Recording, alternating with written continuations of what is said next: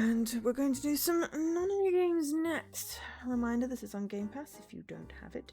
Please install it because I want them to bring the next one to the console.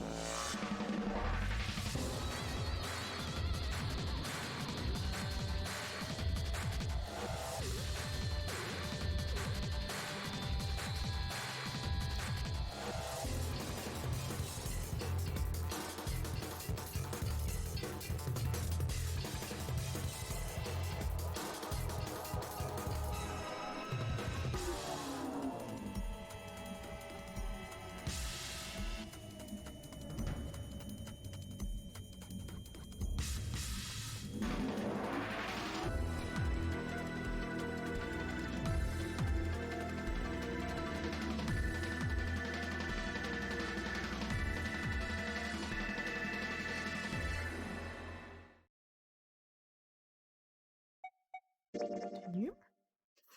So, let me switch it.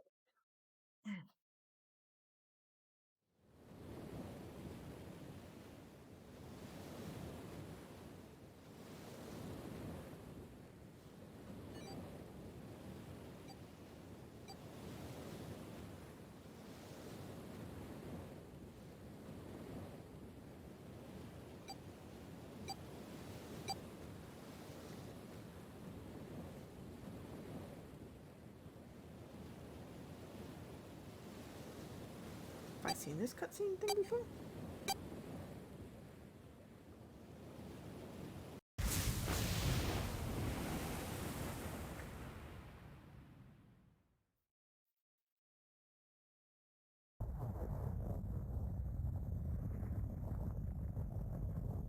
I maybe just haven't noticed that particular thing before. So,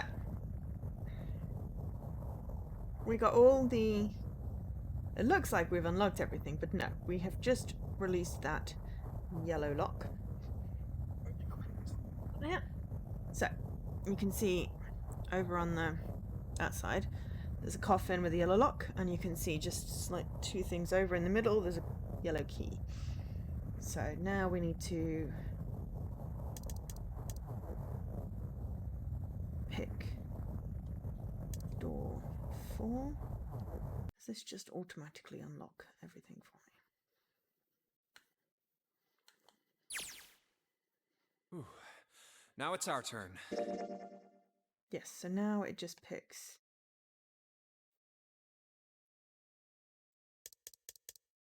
the white ones, I think. You guys ready? Yep.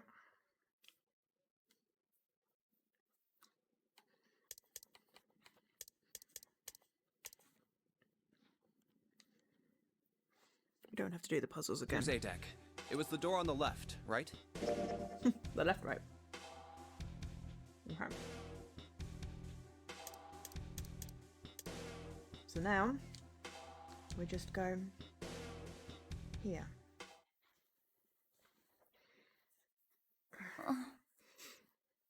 The 3 left behind, me, Clover, and 7, except that we're about to find Snake in the coffin, which means that Ace,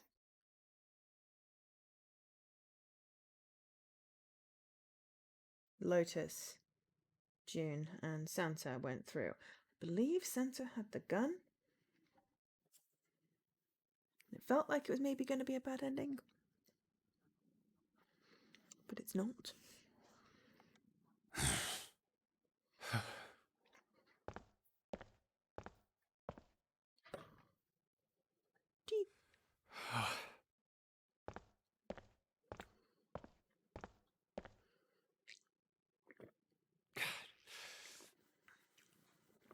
June. So, what do you want to do, Junpei? What do you mean, what do I want to do? What can we do? The 0 is actually a 6, so that doesn't help. Ace had the 9, which doesn't help. But it's okay, we're about to discover Snake. What the hell is that? He doesn't have to take his arm off this time. Quiet!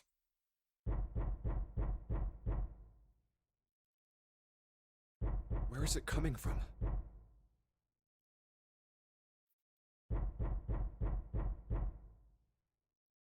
Could it be?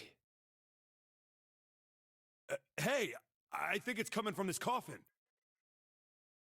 You're right. Let's open it. But how? What are those muscles for? For show? You're telling me to force it open? Just shut up and try!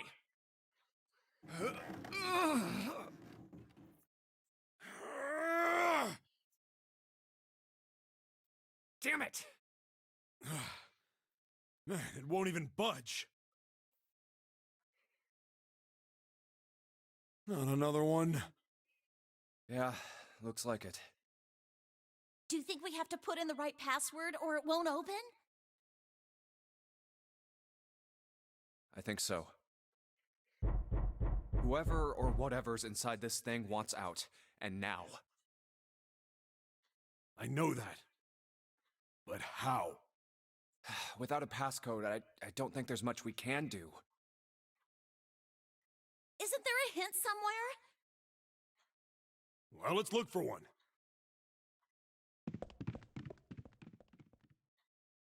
Ugh, there's nothing here. Not making this easy, are they?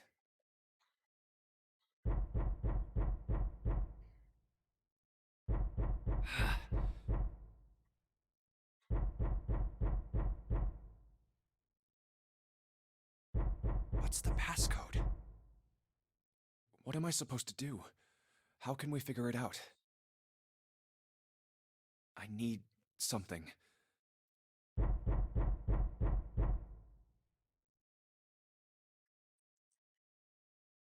I have a memory from the previous.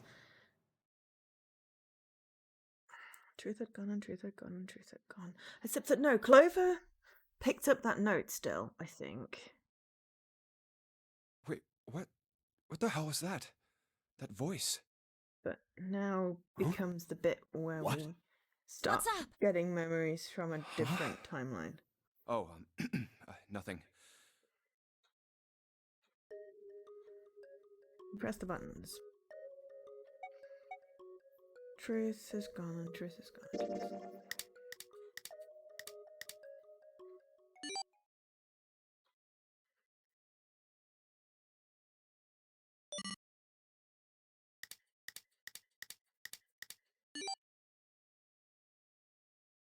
One, 4, 3, 8, 3, 4, 2, 1. 1, 4, 3, 8, 3, 4, 2, 1.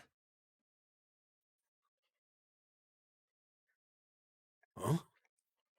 Huh? Hey, what the hell were those numbers? Oh my gosh. Are those... Huh. 1, 4, 3, 8, 3, 4, 2, 1. 1, 4, 3, 8, 3, 4, 2, 1.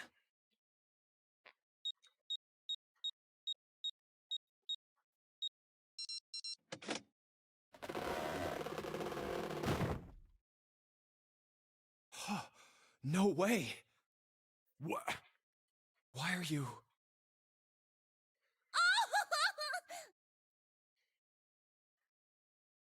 Oh? Is that you, Clover? I apologize for worrying you. Snake! You? Why? Junpei? And Seven? Is that you? Is everyone else there as well? Oh. Jeez.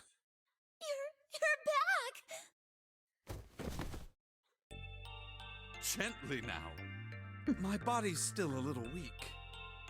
He's been shut in a box for a few hours, but... You're back! You're back! You're really here! You're back! Come now, what's gotten into you? You're acting as though I've returned from the grave. Not as though you did. I really thought you were dead. Huh? You jerk! Idiot! Idiot! Idiot!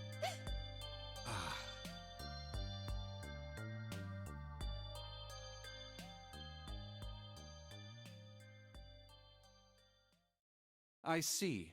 I believe I understand things rather well now. Thank you. In the shower room, there is a dead body wearing my clothes. Because of that, you thought that I was dead, correct? Yeah. You also discovered a corpse in the captain's quarters, and Santa turned on you here, in this room. Yes. Don't quite remember who killed Santa. Do I have it last week. straight? Who Well, the killed, dead body in the Santa? Who captain's killed the quarters captain? is a surprise. Sorry, there wasn't a good time to tell you. Don't worry about it. Well then. I've got a pretty decent idea of what happened while I was indisposed, but it's still something of a mystery who did all this, and why. The corpse in the shower room that looked like me, and the corpse in the captain's quarters. Hi, Why Lady were they Marguerite. killed in the way they were? You don't know? No. Why would I? The guy in the shower room. We don't know who he is, so let's just call him Mr. X. Anyway, this Mr. X is wearing Snake's clothes. But you're wearing some kind of weird robes. That means someone took your clothes and put them on Mr. X. We need to figure out who that was. He's, I wearing apologize, Mercury. but I have no idea who might have done this to me. I only just now woke up. I was Messenger God. unconscious during all the events you just described to me. How you doing, Lady Marguerite? They must have undressed me and changed my clothes during that time. When were you knocked out? When we split up to look for the red. Where did they get you? Do you remember? It was a small room in one of the hallways on C deck. What happened? The same thing that happened to every one of us when we were abducted. A canister releasing some sort of gas was thrown into the room. I believe the gas is some sort of incapacitating agent. Then that means it was... Zero. Looks that way, No huh? worries. Say hi to the kiddies for me. There's nothing else I have to tell And you. have good luck. When I woke up, I was in this coffin. Why? Why did Zero make Mr. X wear Snake's clothes? How would that benefit Zero? I don't get it. What the hell does any of it mean? And I have no idea how I got the passcode for the coffin either. Truth had gone, and truth had gone. Where did those words come from? Why did I feel compelled to push the buttons on the bracelet after hearing them?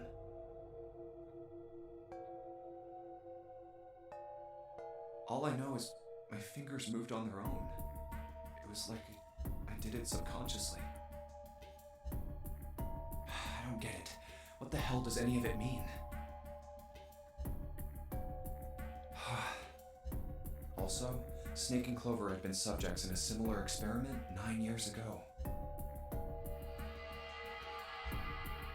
The ability to access a morphogenetic field is affected by a couple of things. The first is epiphany, and the other is danger. And What if I bash my arm into?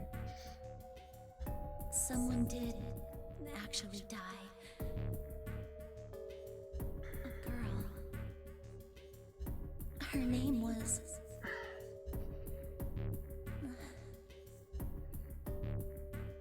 There had been another experiment conducted on this same ship Please 9 ask her years what her ago, name is. and a girl had died during it.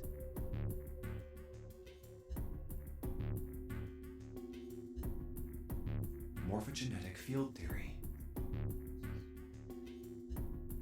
The 2 murders. Switching Technically clothes. 3 murders. Ninth man was a murder. The Nonary game.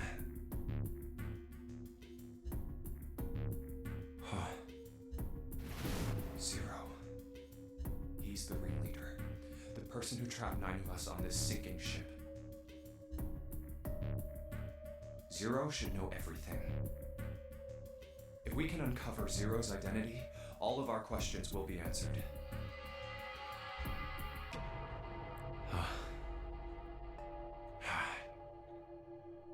At any rate, we'll have plenty of time to decipher the details later.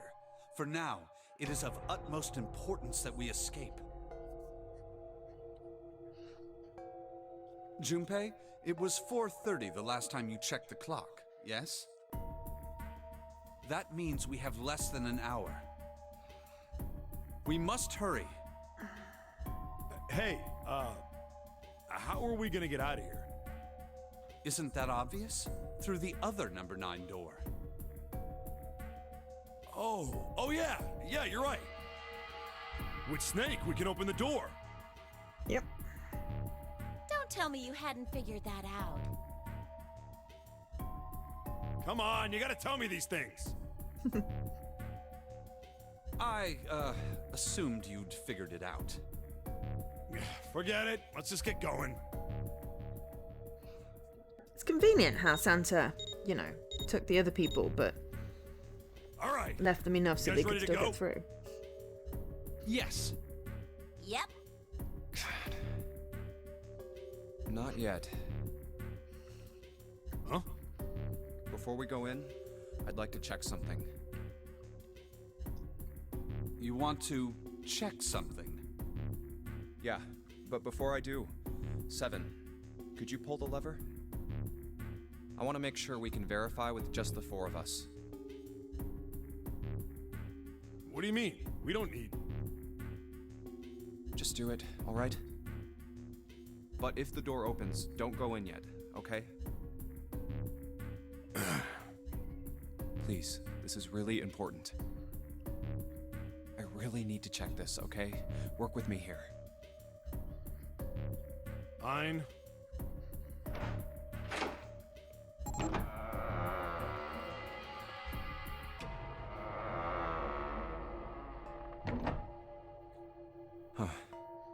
Alright, that means the 4 of us can go into door 9. So, we knew that already. It's obvious. Obvious. Yeah, you're right. It is.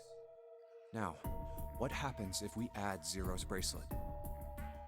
What? Zero's bracelet? Why don't you take it out, Clover? So you did know I had it.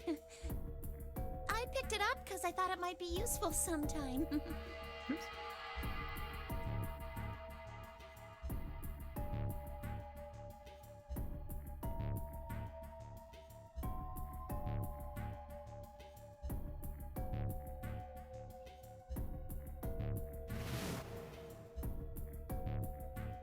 This was on the left hand of the corpse in the captain's quarters.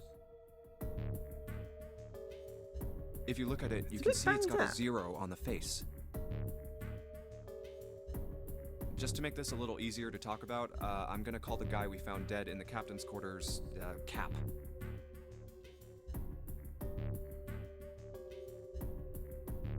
Then I should be able to open door 9 with just me, Clover, and his bracelet. Though the big question is, if Cap is the mastermind of this game, would he really put one of these bracelets on? And also, who killed him if he's the mastermind? Anyway, I think the let's answer's just give it a probably shot. Ace, but- Clover, give me your hand. Okay. Now the captain's bracelet. And pull the lever. I knew it. Now, what does this tell us? Maybe the bracelet has to be on your wrist in order for it to work? No, that's impossible. Did you see how the panel showed a 3rd asterisk when I scanned Cap's bracelet? Whether or not it's on your wrist doesn't matter. All you have to do is put the bracelet near the panel for it to register.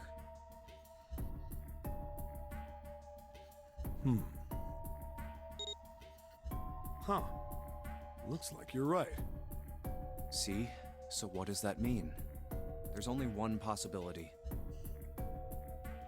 That bracelet isn't the number 0. Is that what you're saying? That's right. Then what number is it? Let's find out.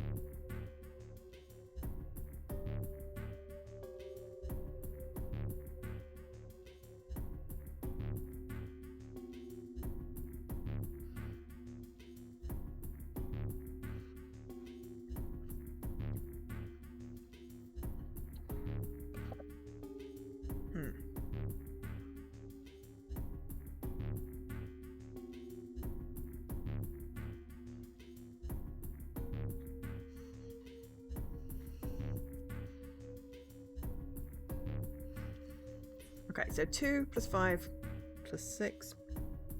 It's not going to work.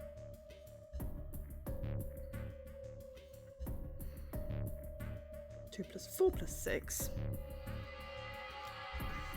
No. Plus 5 plus 7 plus 6. 2 plus 4 plus 7 plus 6. Let's try Snake, Clover, 7, and Cap. If this combination opens the door, then Cap's bracelet is number 5.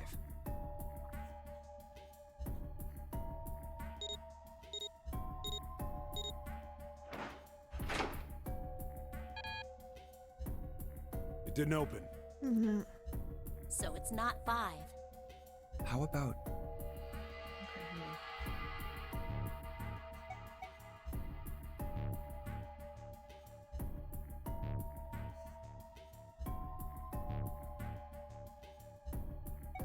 That one. Let's try 7, me, and Cap. Yeah, that's of course, that's what we did in the other branch. My brain is just futzered on If this that. combination opens the door, then Cap's bracelet is number 6. Because that's when Snake took off his arm. But obviously we don't do that this time because all 4 of us can get through. Hey, it opened! The door opened! What? Why? What does that mean?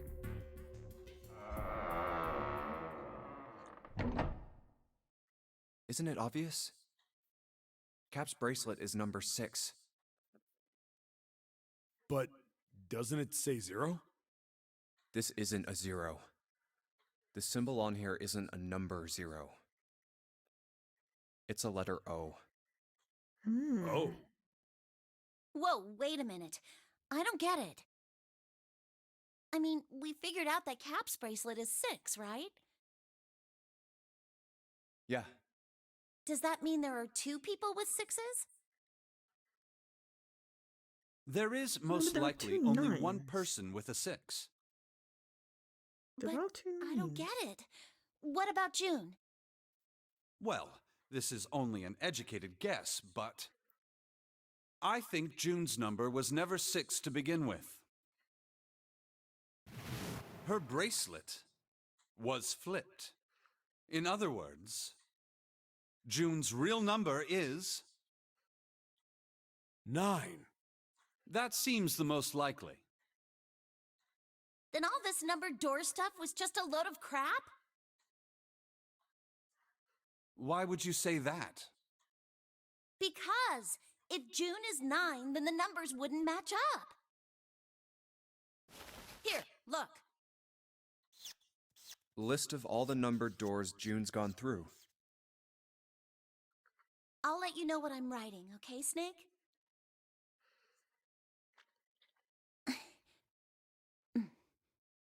And that's everything. I wrote down which door she went into and with whom. And I wrote what all the numbers were. So if you switch 9 in wherever there's a 6, the numbers don't work. If the digital root is 7, then you can't open door 4. If the digital Well, we'd root end is up with 2, two 9 then you bracelets. can't open door 8. Clover, do you notice anything interesting on that list? What do you mean? You're talking about 3, right? 3? Santa's always in the room with her. That's what you're saying, isn't it? Yes, that's right. What about it? That's quite simple, really. You told me that the first time you came to this room, Santa was the first to refuse to leave June behind. Now, doesn't that beg the question why? Why would Santa do such a thing? I mean, there are several The reasons. answer is easy. Because Santa can't open door 9 with only 7 in Lotus. Of course, there's only one reason for that. His number isn't actually 3. Santa's real number... 7? Would you be so kind as to modify my sister's equations? Yeah, sure. This is what you were getting at, right, Snake?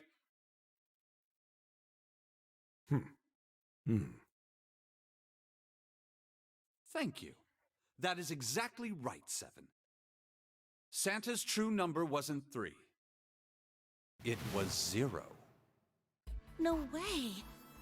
Santa is 0? And June was 9, not 6. She should have been September. Conversely, Santa was 0, not 3. Plus 3 and minus 3, they cancel one another out. Nothing appears out of order. Santa was still playing by the rules of the Nonary game this whole time.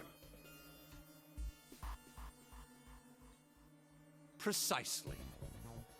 So you're saying Santa planned this whole thing? I'm not sure if he acted alone or not. But I think it is safe to conclude that he is 0. If my hypothesis is correct.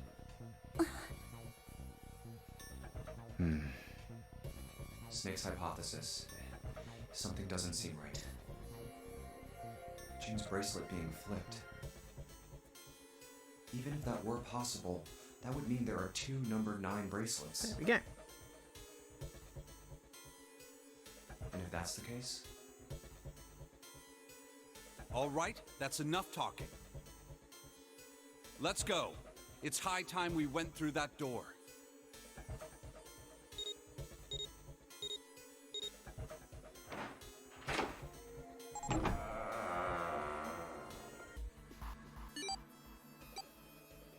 it's right there.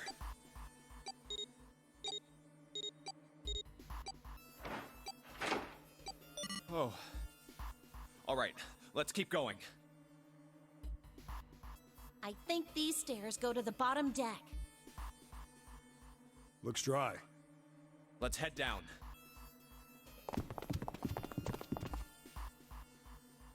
Hey, it's a... This is the Neptune symbol.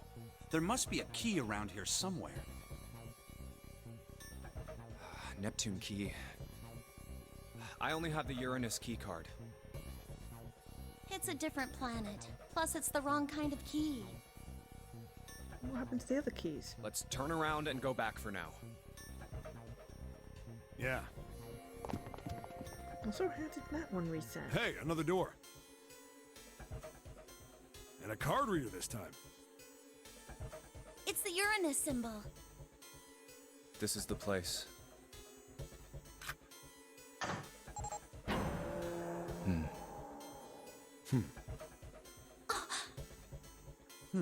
Library? Library. Wow! It's totally full of books. There's so many. I don't know where to look. All We right. went through if the we other- wanna get through oh, that no, they door went out through the there, other we door. need the Neptune key. I say we split up and look for it. So, obviously you gotta really Okay. hope that you go through the right door with the right Very well. keys then. Sure thing. Good. Let's get started then. We don't have a lot of time. Hurry. It's a lot of stuff relying on, chance here, unless, Santa particularly planned something. What's through the other door? Alice sleeps in a small chamber past the forest of knowledge. He began a search for reasons he didn't fully understand. Junpei felt those particular words float through his mind. Seeking a way out.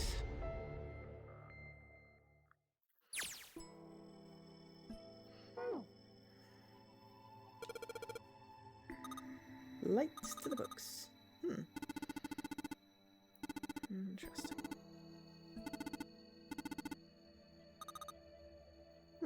It's morbid. I can hear the voices hidden in the darkness. Interesting.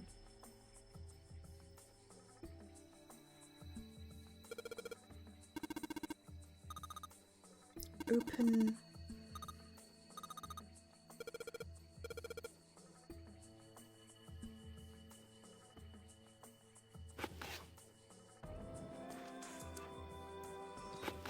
Open here, find bulb.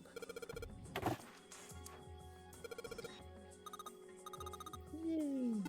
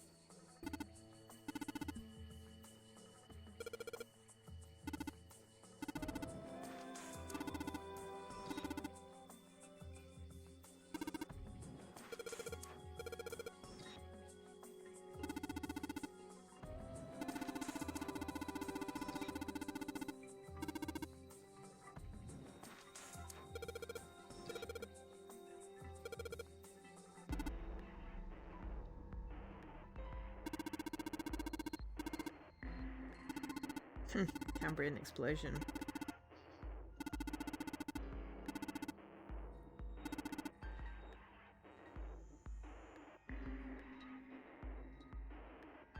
Let's try downstairs.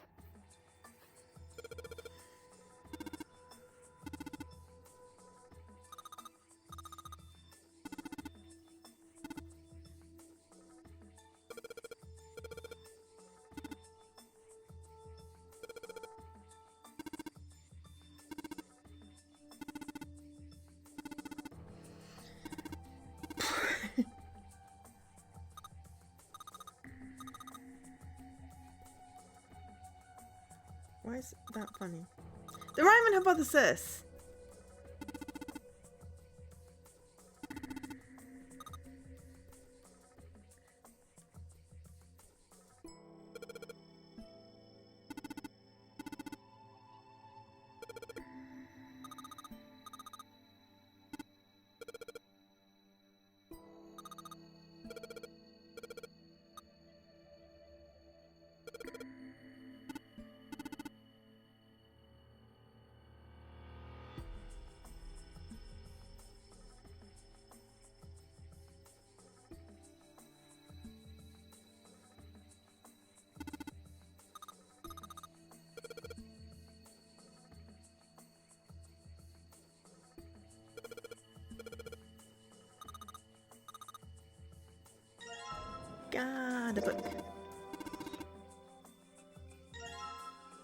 It's a pop book.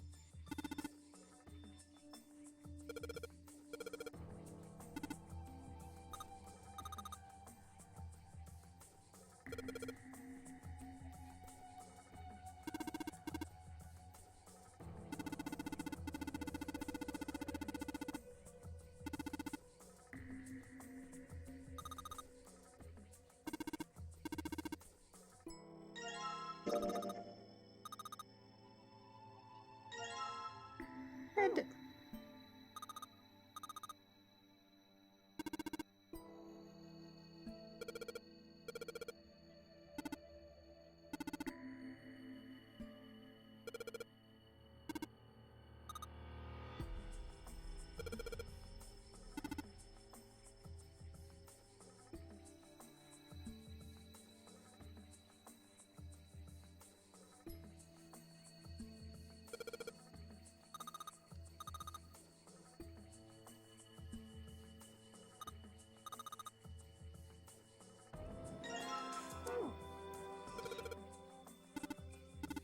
And this is why we're checking all the books, because there are things hidden that aren't as obvious.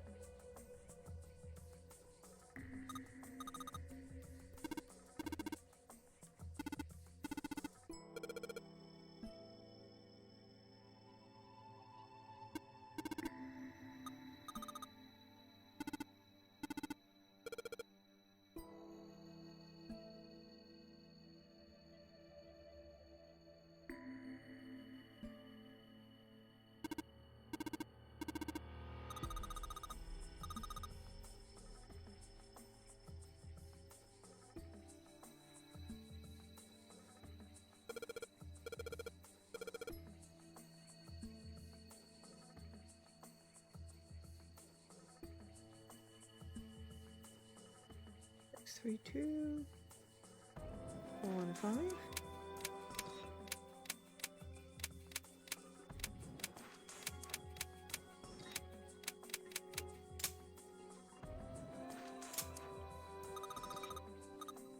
I am so clever.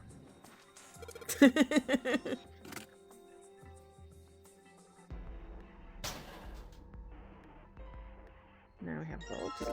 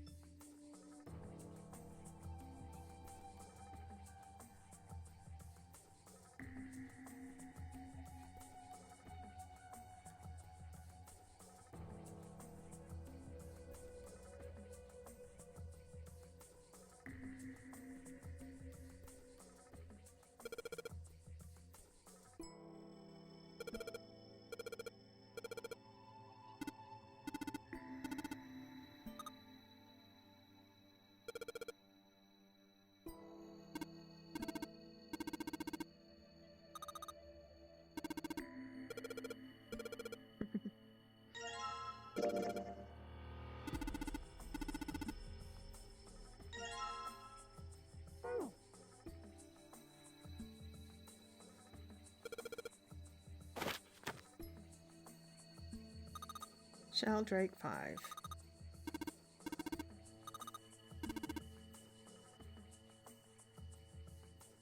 Sheldrake 5? I think I saw the rest of this collection somewhere. Yeah, I think it was somewhere around here. Let's go take a look. Okay. My tea's gone Sheldrake. cold. Have you heard of him? Sheldrake, I mean. Well, we're going to have some exposition, so I'm going to put the kettle on. Lotus told me about him. There's a British biochemist named Sheldrake.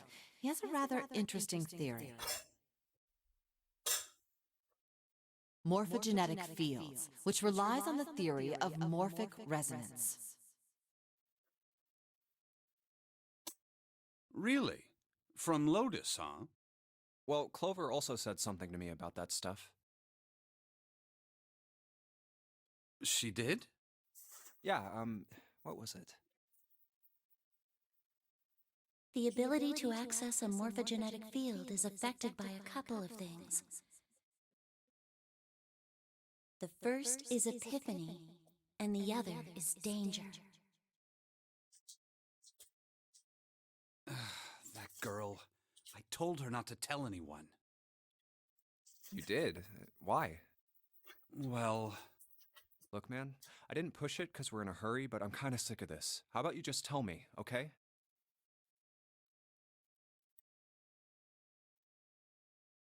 Tell you what? Don't give me that. About the experiment. Ugh. Very well, fine. I'll tell you everything. But not here. Let's move to the top floor.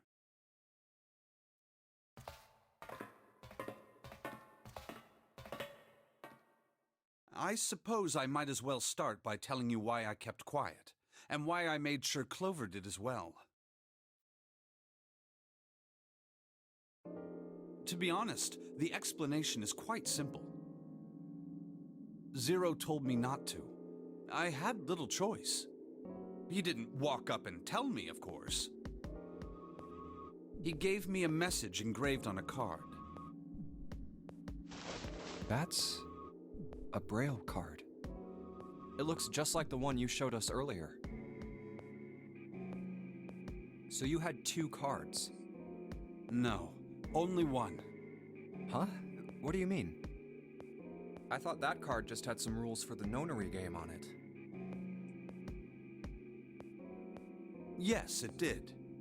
And those were the rules I read you. However, they were not the only thing on the card. There was something I didn't read. Well, perhaps I should say there was something I couldn't read. And that was? Tell no one of the events that took place 9 years ago. Tell, and I activate your sister's detonator. It's a threat on our lives. Oh. Well, what about Clover? Did she get a message from Zero too? I don't believe she did. But doesn't it strike you as strange that Zero would shut my mouth, but not hers? Yeah. To be on the safe side, however, I told her it was best not to tell anyone. Still, apparently she told you. That girl. What's wrong with her telling me? I figured some stuff out with the things she told me.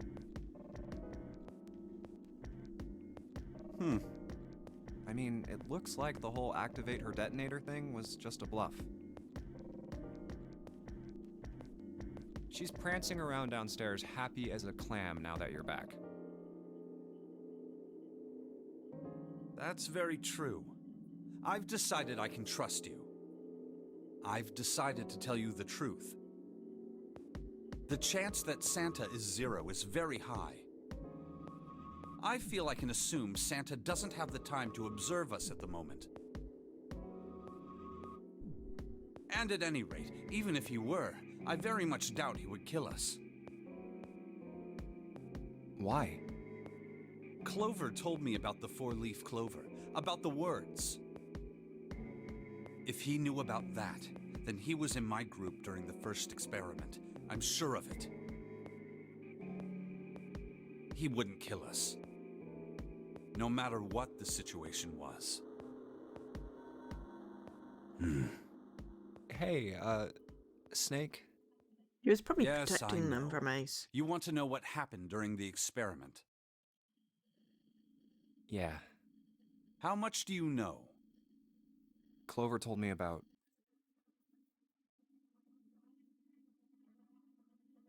I see. The morphogenetic field in the experiments 9 years prior.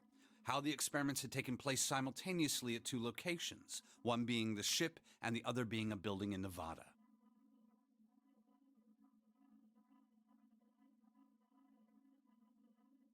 And the girl that died during the experiment. She told you all that, did she? At any rate, I now know how much you've learned. All that remains for us to determine is who did this and why, right? No, we need to know who died as Yes. well. Can you tell me what happened? Yes.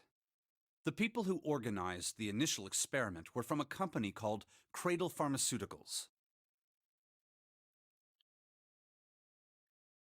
There were 4 of them running the show. Gentaro Hongo, Nagisa Ace. Nijisaki, Teruaki Ninth Man. Kubota, Mr. X. Takachika Musashido. Cap. Hongo was the CEO of Cradle Pharmaceuticals. Nijisaki was his right-hand man No, that's Mr. and X. did the lion's share of the planning. Ninth Kubota Man. led the company's research and development division. Musashido was their majority stockholder. It was these 4 people who planned the initial experiment. Let me simplify it for you.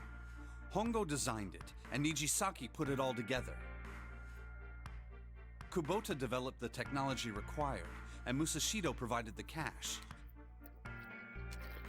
It's interesting. So it's Hongo, Nijisaki, Kubota, Like, most people identify, like, Musashido. black out the eyes so you Of can't course, identify more them, than but I 4 can identify people people by their required to mouths. conduct an experiment of this scale.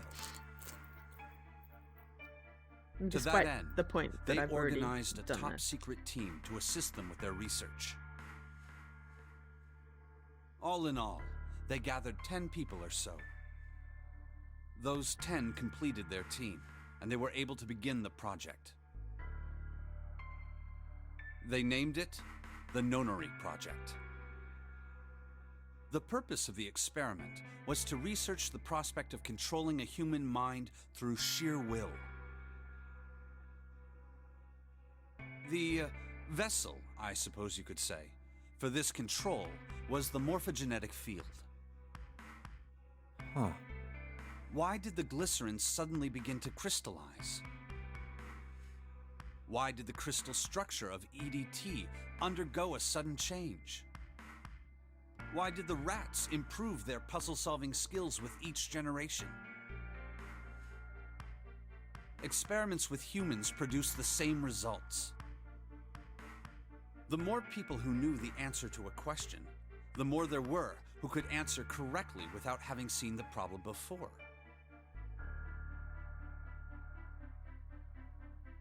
Why is that? How could it happen? The answer is that the shape of the answer has been stored in a field invisible to the naked eye. And through that field, the resonant event transmits information related to that answer. That's essentially the idea behind morphogenetic fields. But that's just a theory. Can't bring yourself to believe it? Yeah, Let's say someone killed another person because the devil told them to do it. Whether the devil exists or not has no relevance to the murder. They believe the devil exists. Whether or not he does is immaterial. So what matters here is that Hongo believed in the morphogenetic field. That's right. But I still don't get it. You said they wanted to figure out how to control people. Right? That is what you were saying. Yes. So how are they going to do that with a morphogenetic field? I'll keep it simple. Let's suppose 10,000 people have solved a certain problem. The chance of you knowing that answer, even if no one has told you, will go up. Let's have another example, shall we? Say 1 million people were to do a handstand right now. Tomorrow, the chances of you doing a handstand would be higher, even if you had heard nothing of this hypothetical mass handstanding. I don't know, I still can't do a handstand. Mankind's thought process and actions are all part of a resonant event. All of the resonant events encoded in the fields are projected onto you. Of course, this assumes you believe in this theory. Do you follow so far? Yeah. Now, if there was a person who had the same effect as those millions of people, what would happen? If that one person were to do a handstand, other people would find themselves wanting to do handstands as well. Can you imagine what a person with powers like that would be able to do? Come on, there's no way. I'm not done. Imagine another scenario. Imagine another person. This is an ordinary person. Let's say he does a handstand. What if there was someone who could grab the resonant event he created by doing that and use it to make other people do handstands? What would happen then? A person who has the power to write to the field, and someone who can read from the same. You could think of them as the writer and the reader, or the transmitter and the receiver. What would the world be like if there were people with abilities like these? So the transmitter's resonant event can be transmitted through the field and sent to the receiver. And then the transmitter can control the receiver however they wish. That's what you're saying, right? Yes. Close enough, at least. Come on, that's just crazy. Well, if you want to prove that, then you'll have to test it first. At least, that was how they thought. That was why they decided to do their experiment. That was how the Nonary project began. By the way, Junpei, have you ever heard of the Gansfeld experiment? Yeah, that was an experiment in telepathy, right? You place a pair of subjects in separate rooms.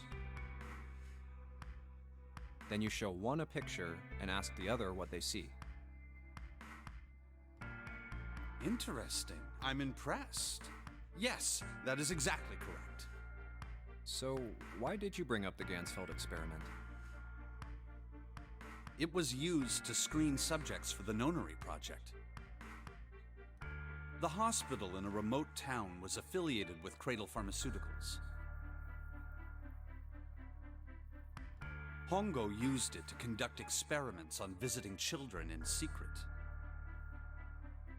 Some of them, he found, had potential. He began to gather children that showed promise, Children that seemed as though they might be able to access the field. Of course, none of them volunteered. They were kidnapped. There were 9 pairs of siblings taken, for 18 children total.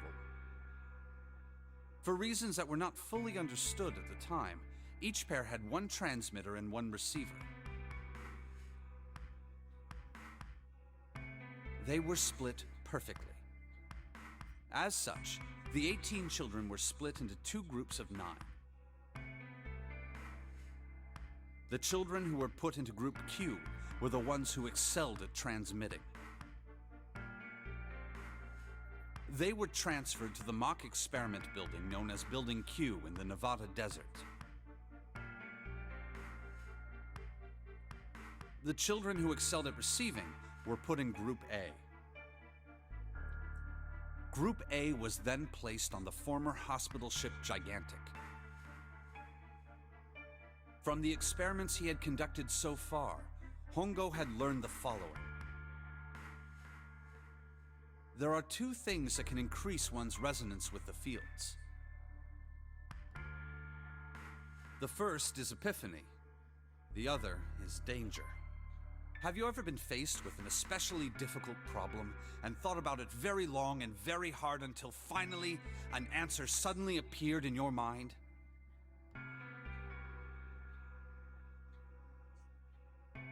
It may seem obvious to say so, but that is what is meant by epiphany. The information obtained through that epiphany can be easily transmitted through the fields, where it can be easily interpreted. Adding danger to that equation allows for even easier field access. That's where Hongo came in. They set up a number of puzzles across the Gigantic. The participants had to solve each one before they could move to the next room. Of course, he hadn't forgotten to include danger. Dan. Hi, Dan. He How you had doing? detonated a bomb I'm on okay. the hull of the Gigantic. The children in Group A were forced to play the Nonary game as the ship sunk. By forcing the children into a life-or-death situation, Hongo hoped to increase the likelihood of their tapping into the fields. The children from Group Q, on the other hand, were confined to the mock experiment building, Building Q. Building Q duplicated the interior and puzzles of the Gigantic exactly. Every detail was exactly the same. Hongo explained the situation to the children in Group Q. Solve the puzzles you find throughout the rooms. When you have the answers, transmit that information to the children in Group A. If you succeed, they will be able to solve the puzzles and escape. But if you fail, then the Gigantic will sink, and your brothers and sisters will drown. Those were his orders. Do you know why the astronauts of Apollo 13 were able to return to Earth safely? It was because NASA had access to a replica of the Apollo 13 capsule. All of the equipment, the instruments, everything. All of it identical. Everything was just like the real Apollo 13. NASA was able to replicate the situation the astronauts found themselves in. By putting themselves in the same situation, they attempted to solve the problems the astronauts were dealing with. Once they found solutions, they reported their findings to the men aboard the actual capsule. That was how they were able to return safely. It was the same with the Gigantic and Building Q. The children from Group Q had to use the power of epiphany to solve the puzzles they found. and transmit what they learned through the fields. The children in Group A, however, they had to access the fields to learn how they might advance to the next stage. That is the simplest explanation I can manage. Huh. Hey, Junpei, Snake! How much longer are you two gonna sit around on those bony asses? Get down here already! He's right. Let's go, shall we? We don't have much time. We need to get out of here, and soon. Hold it. There's one more thing I want to ask you. Hmm? Are you sure that there were 18 kids? Why? Well, I thought it was only 16. Oh, yes. That was what they said on the news, wasn't it? Yes, I have no doubt that 18 children were abducted and used in Hongo's experiment. After all, you couldn't exactly play a Nonary game with any less, could you? Well, yeah, but are you saying that the news got it wrong? Yes, I am. There were 2 more children. However, they had no relatives that I'm aware of. I imagine no one filed a police report when they went missing. They were brother and sister, like Clover and I. The brother's name was Aoi. The sister's name was... Her name was Akane. That was the girl who died. What? Akane Kurashiki died 9 years ago? Then, who is June? No. That's impossible. It can't be true. Akane isn't that uncommon of a name. If Snake had known her last name, that's a different matter entirely. So they share Did a he name. not know A that lot of other Akane people had a do brother? too. It doesn't mean anything. There was someone else. Of course it was. It has to be. Is something wrong, Junpei? Your breathing sounds strange. Oh, no, it's nothing. I'm fine. Let's get back down there, all right? I couldn't do it. Why didn't I ask? What's her last name? I just couldn't get the words to come out.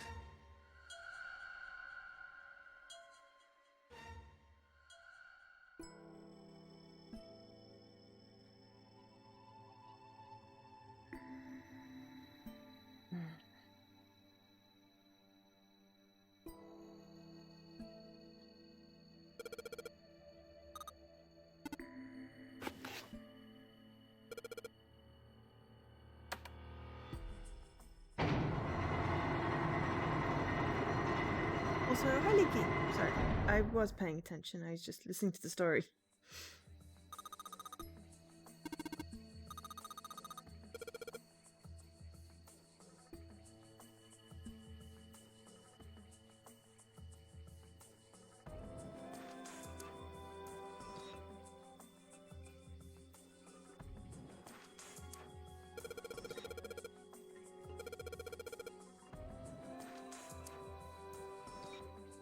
Eight, 13, 14, 10, 13.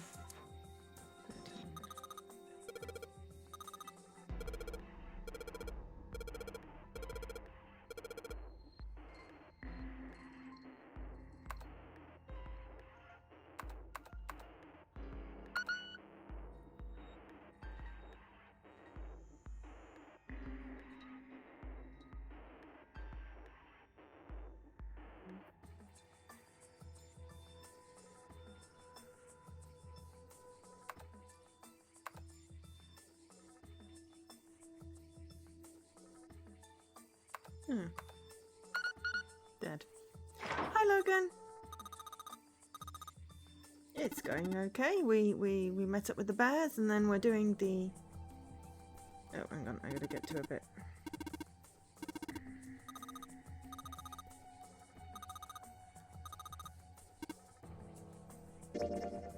So we are now going down this really long path of good. But because we unlocked everything else on the other days, we are now going down the really long path. So...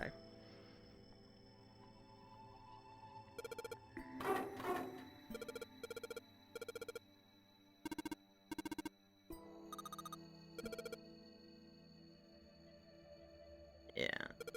It's fine. We should get most of it finished tonight, if not all. How are you doing? See, we found it. It's all good. All right, this is the next. Oh, the door! Did that just close on its own? Don't tell me we can't go back. I don't know. Let's see. Damn it. It looks like it locks automatically. Is there any other way out? Well, there's another door over on the right. There's a card reader next to it. It's got a red light on it, though, so I'm pretty sure it's locked, too. But there is a card reader, right? Yeah. Then perhaps if we find a key card, we could open the door and leave? Well, yeah, that might work, but... Hey! Wait a minute! Are you saying we're gonna have to search through this room for one little card? Oh, man.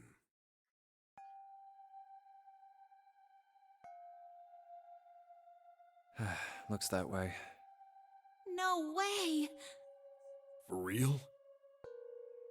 Well, we can sit down and wait to die, if that's what you prefer. I rather doubt that, however, so it would be wise to start looking. We haven't much time. Let's find that key card. Oh, and the Neptune key as well. We won't be able to get through the hallway without it.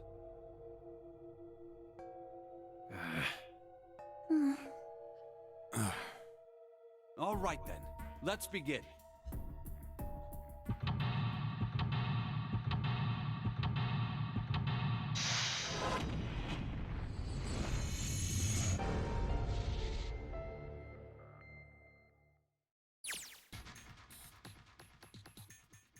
Study.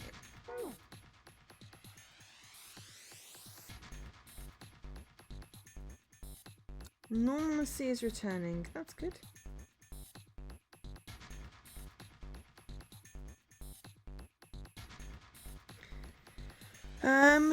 Yeah. Things are okay.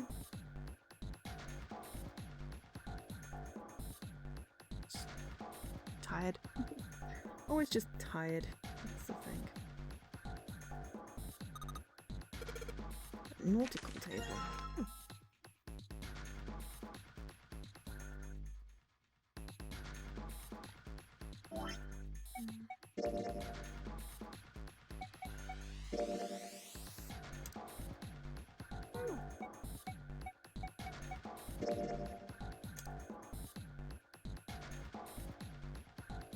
Yeah, it sort of looks like the one we saw before.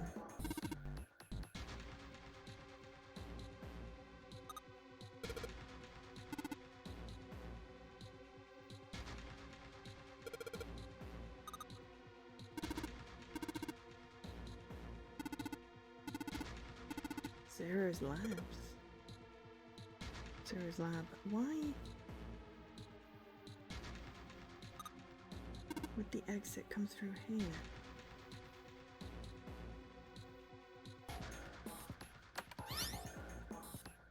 Okay.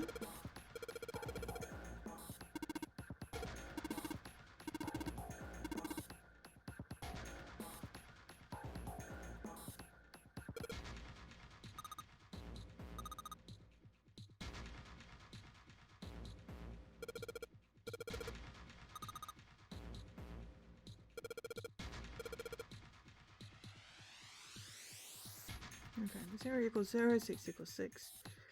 A is 10, out is 21. So we want to make 10.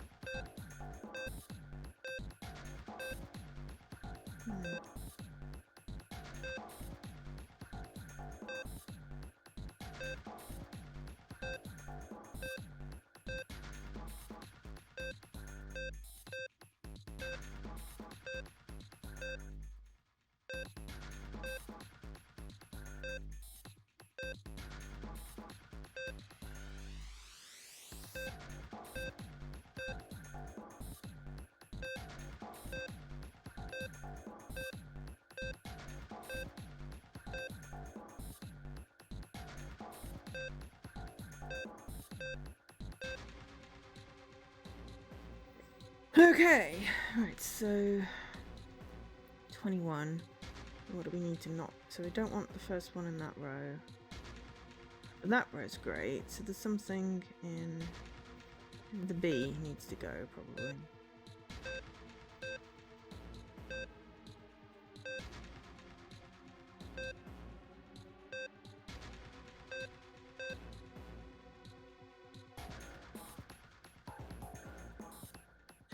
Oh, I'm sure you're not that bad.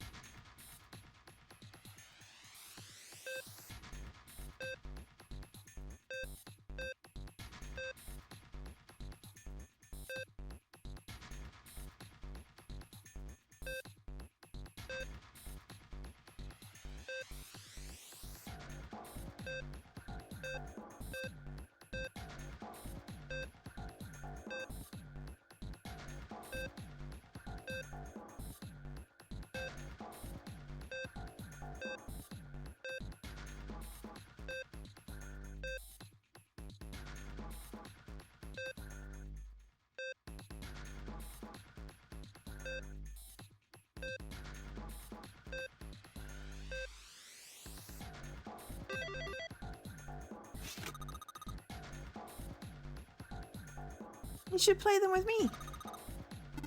Also, I noticed Overcooked 2 was on your list, so do you want to make a plan for that?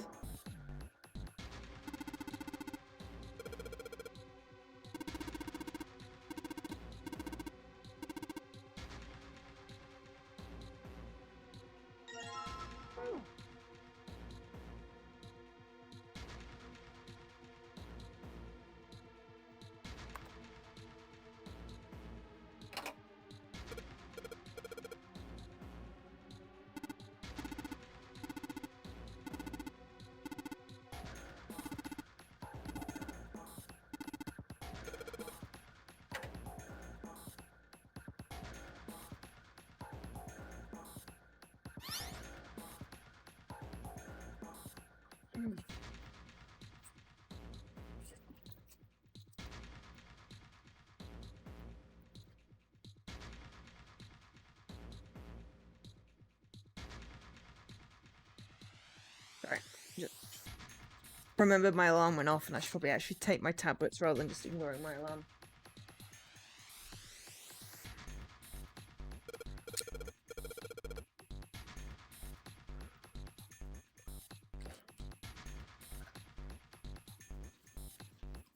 What is it? I didn't look, I just saw Overcooked 2. I forgot you don't have Scavenger on.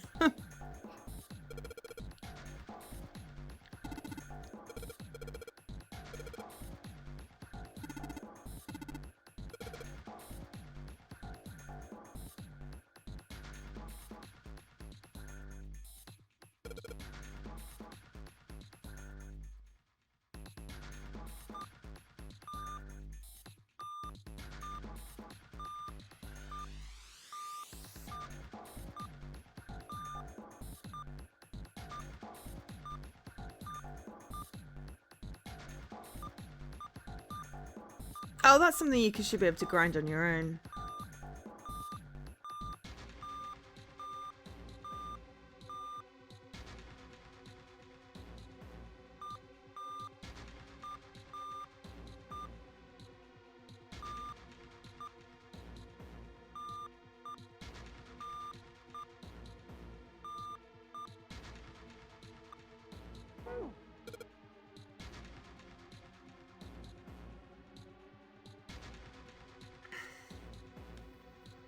Yeah, I need my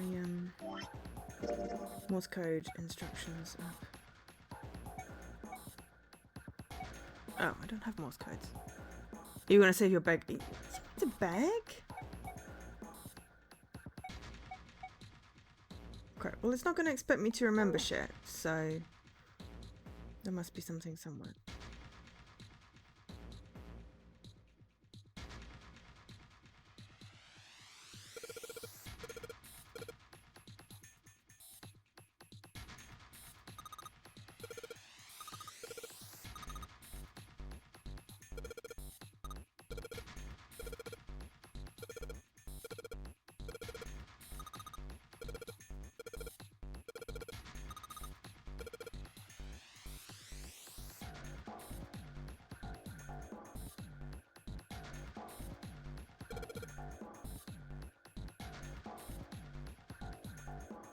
So where are we starting? So we want south.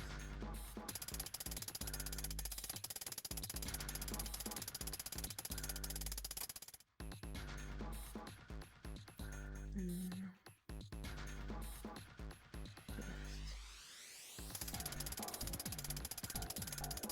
Are you going for 25?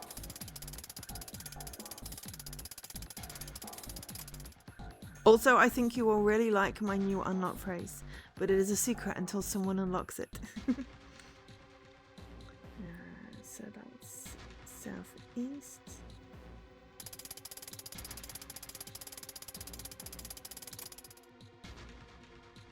And then northeast.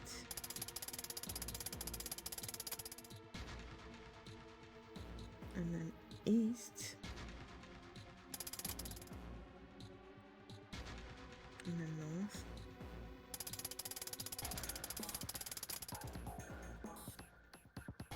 And then east.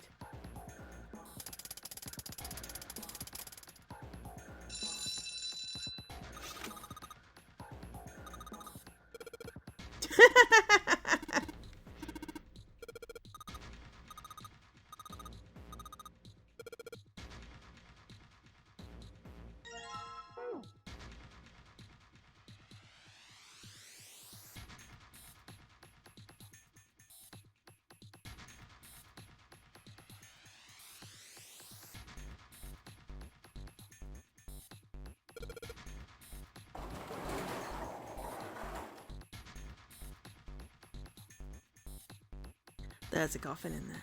What was my first what? Oh, that's also a secret.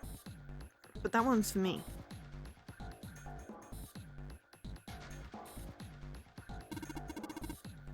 Alice!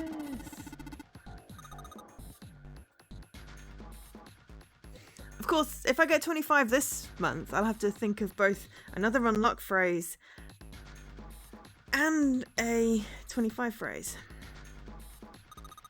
I don't know if I can get 25, but I do say that every month and I've managed it twice, so...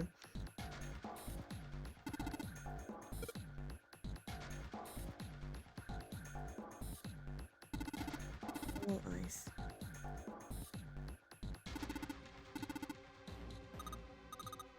Oh, we have to spell out ice in Morse. Well, that helps, but I need to... E as a long... Just one long bit, I think.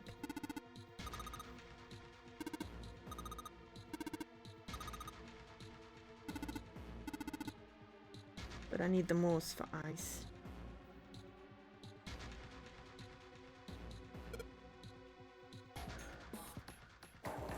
Well, I'm disappointed.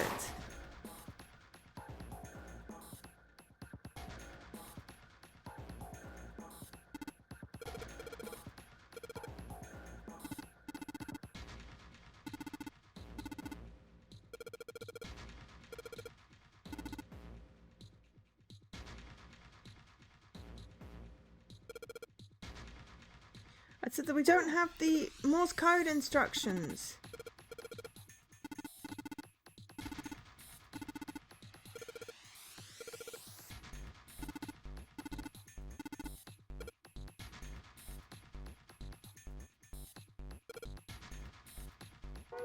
I need the file.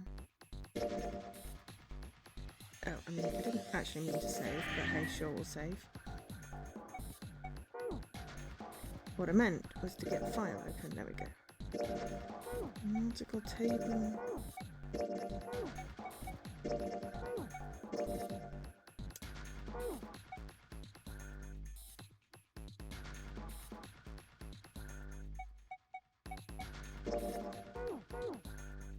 I need to find Morse code instructions somewhere.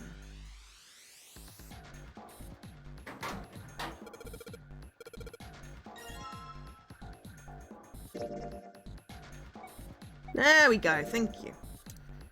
Okay, so ice would be 2 dots, dash dot, and then a dot.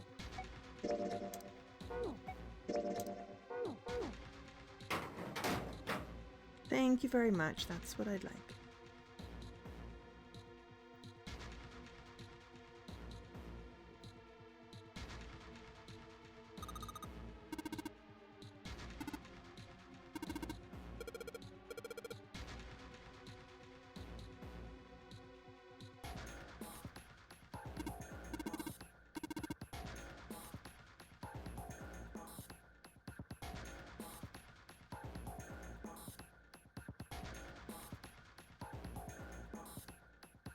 You're mostly preloading.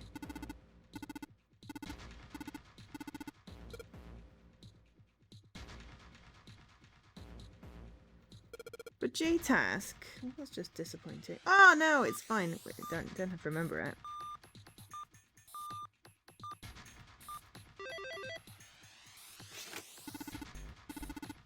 I figured out the ice part. It was just more that I needed the Morse code and I didn't want to look it up.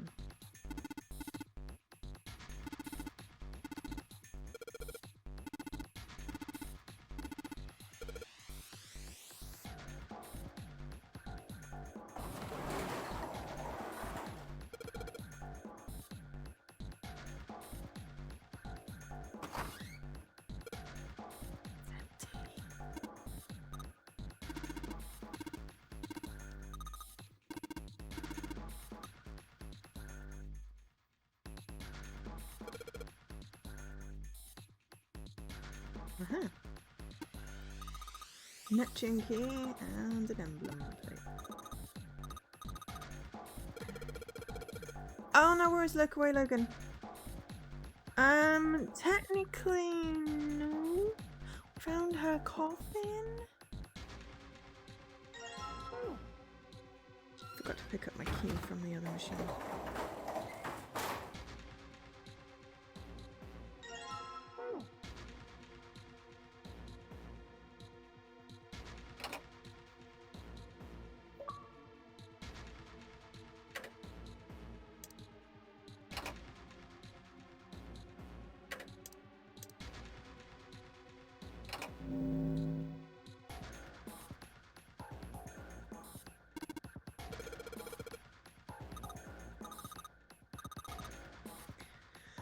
Numbered area will be selected and on blue to hit this. Touching a numbered ball after selecting area, got the ball to move the area. Currently with the red ball.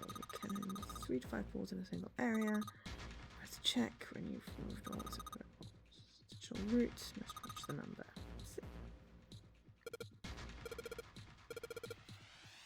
Practice makes prefix. Okay, so.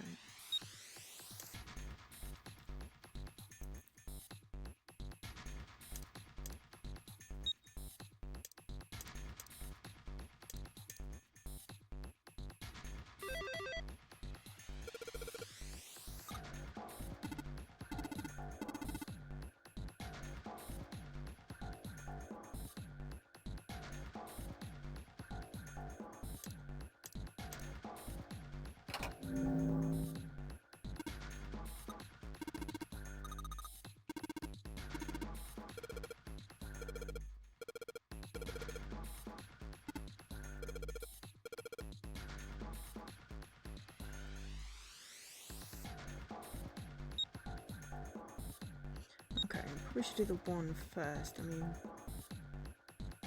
it's easy, but if we've got the 1, can't do the 1, and we've got the 8 in there.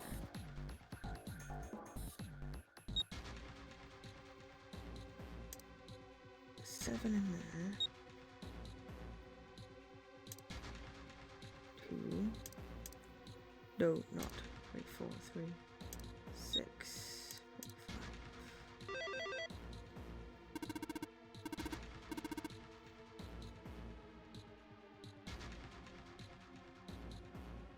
Weird circle. And then some kind of waffle pattern. But no, technically we don't find Alice. There's a couple of loose endy bits that never sort of get explained. I think Alice is a myth.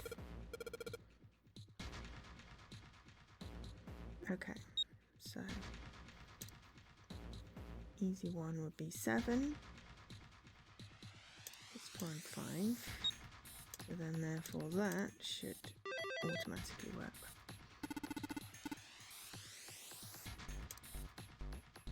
The weird waffly pattern in.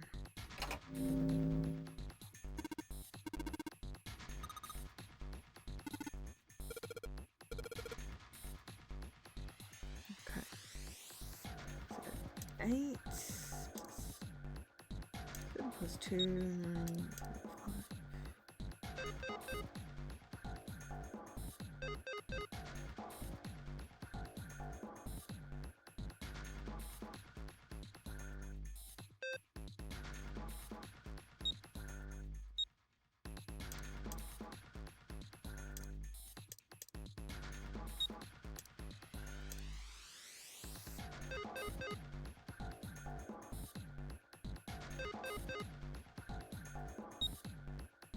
We don't.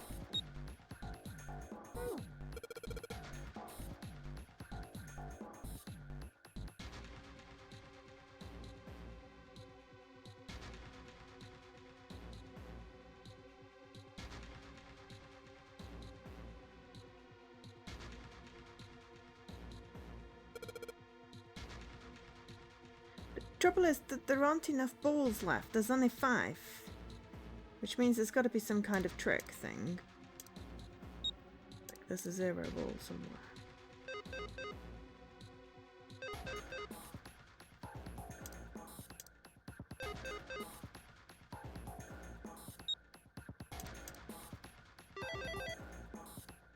Okay. Use the keyboard. Okay, apparently that was right. Game is cheating, yes. A picture.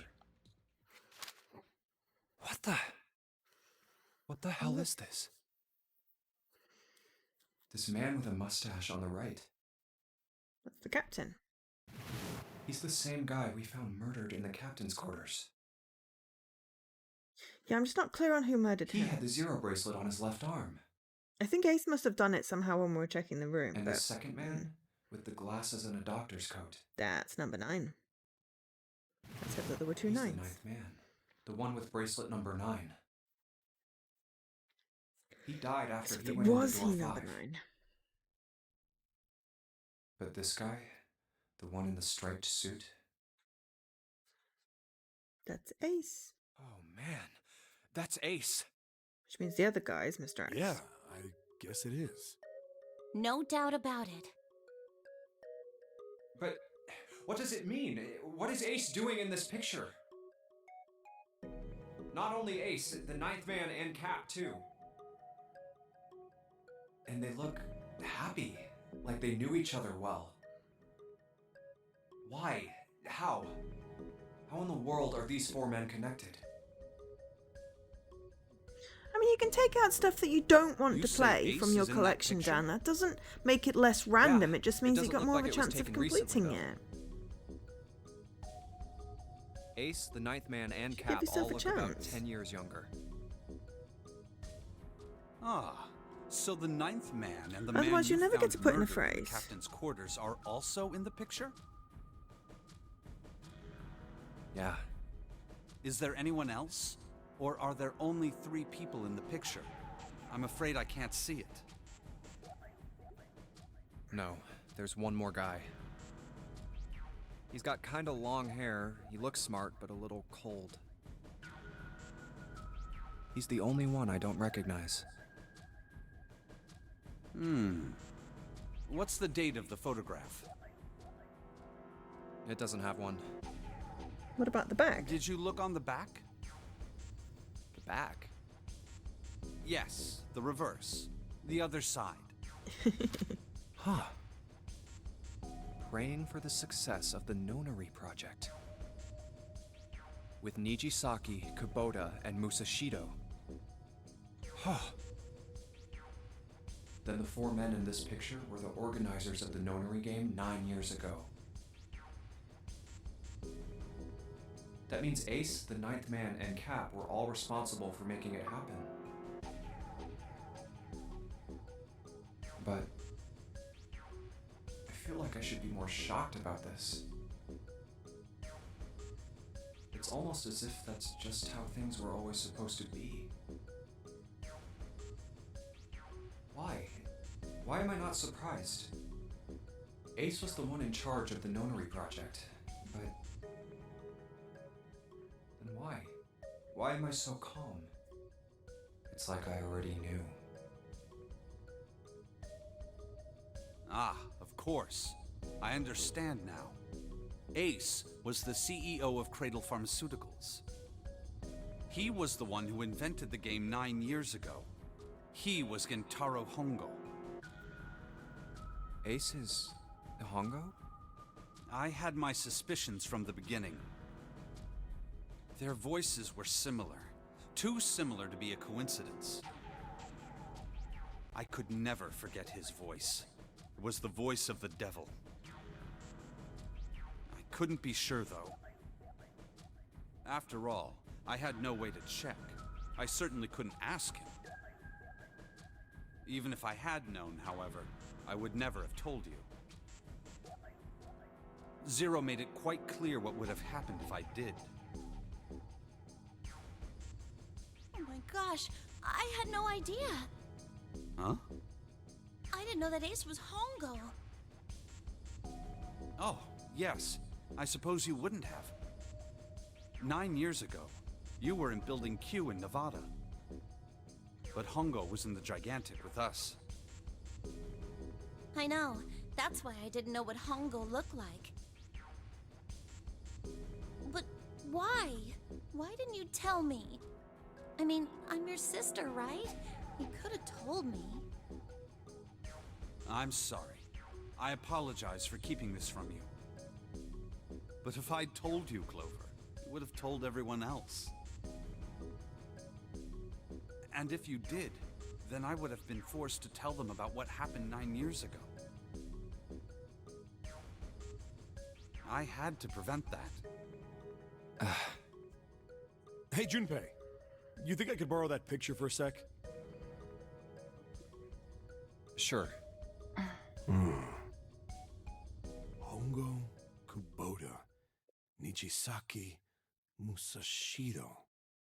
Hongo, Kubota, Nijisaki, Musashido. Hongo, Kubota, Nijisaki, Musashido. Hey, Seven, do you... Shut it! Just be quiet. I'm this close to remembering. This close. Hongo, Kubota, Nijisaki, Musashido. Cradle Pharmaceuticals. Nonary project. Shit. What? What's wrong? Holy shit, this is nuts. What's nuts? I remember Remember what? everything. Cool. Everything? Yeah, you distill that down? I remember all of it. My memory's back. I remember what happened before I got snatched. What? Let me tell you what happened. Yeah, exactly, Dan. Like Snake said, Ace is Hongo. From the right, Whacked my arm the other into a three are wall. Musashido, Nijisaki, and Kubota. Musashido was the man with the cash. Nijisaki was Hongo's right-hand man, and Kubota developed the actual technical details of the experiments. How do you know all this? Come on, man, I told you, I finally got my memory back. Context, dude. Context. No, that's not what I mean. I'm trying to ask you why you knew all this stuff in the first place, before you forgot it. 'Cause he's a cop. You really want to know? Yeah! Of course. Me too. This is gonna take a while. Hell, it'll probably take me a good 3 days to tell you everything. Just still. We don't have 3 days. Well, we don't have 3 days. Just give us the short version, all right? Short version, huh? Alright, fine. I'll give it a shot. No promises, though. I'm a detective. It's a little awkward to say this about myself, but you could probably consider me a lone wolf type.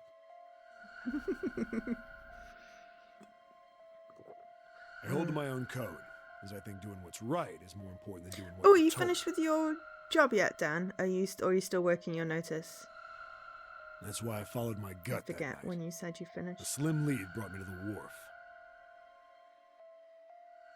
It was 9 years ago. The wharf had been cold as fuck, and I could barely see squat. I was investigating a mess of kidnappings, all of them children. It all had one thing in common: a history of visits to one particular hospital. A hospital under the management of Cradle Pharmaceuticals. And my investigation had turned up evidence that Cradle had been involved in the kidnappings. After a little sweet talking, I managed to finally get a real lead from someone inside Cradle. My source told me this. Tonight, Tuesday a ship 10th. is set to take the Nice. children to a large passenger liner docked offshore. So I headed to the wharf. From the shadows, I searched the harbor until I found the ship he was talking about. That's good. So that means that you have time. That's why you said you had time There was a bunch of to movement. do RTDL. Men in black suits, many of them were carrying large bags. The bags. There was something about How the long way you been they in the moved job? as they were carried. No doubt about it. They were I human find that beings makes a in difference. bags. I moved before I realized it. I came out of hiding with my gun already in my hand. Don't move. I felt metal touch the back of my head. Drop the gun. I could kill you right now. It'd be easy to get away with it, too. Just tie an anchor to your feet, and no one would find you for a week. That what you want? The fish here would love Yeah, a I mean, meal. that is gonna feel pretty weird. I kept digging the cold metal thing into my skull. There was nothing I could do. I did what he said and laid my gun on the ground. Then suddenly, there was a sharp pain in my neck. A needle. A drug? That was my last thought. My face hit cold concrete. I was out like a light after that.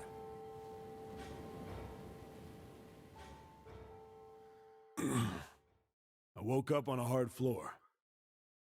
Damn it. Shit, my head hurts. Yeah, most I've done is like 4 or 5 years, I so. did a quick once-over of the room. Where am I? A small, Oh, you know, shabby bed, a This dirty job sink, might be the job that I stick. a toilet with no privacy. I'd seen it countless times as a cop.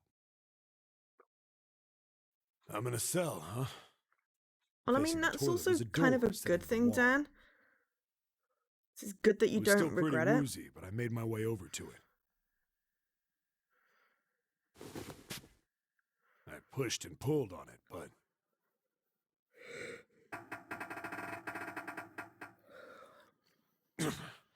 it won't open. Not like I expected much else. Would be dumb enough to put me in a cell and leave it unlocked. Threw myself against the door a few times, but it wouldn't budge. I knew it. I gave up and made my way back to the bed and sat down. Huh. I sat there for a very, very long time. Who knows how long. Then, I heard a faint voice.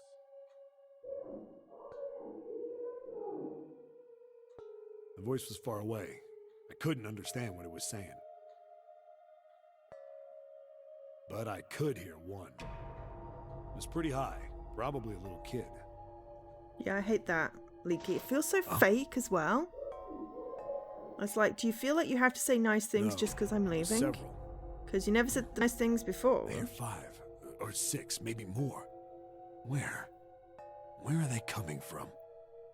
I pressed my ear to the wall and tried to listen through it.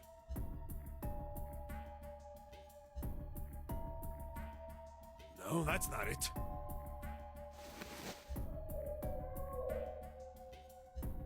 Left.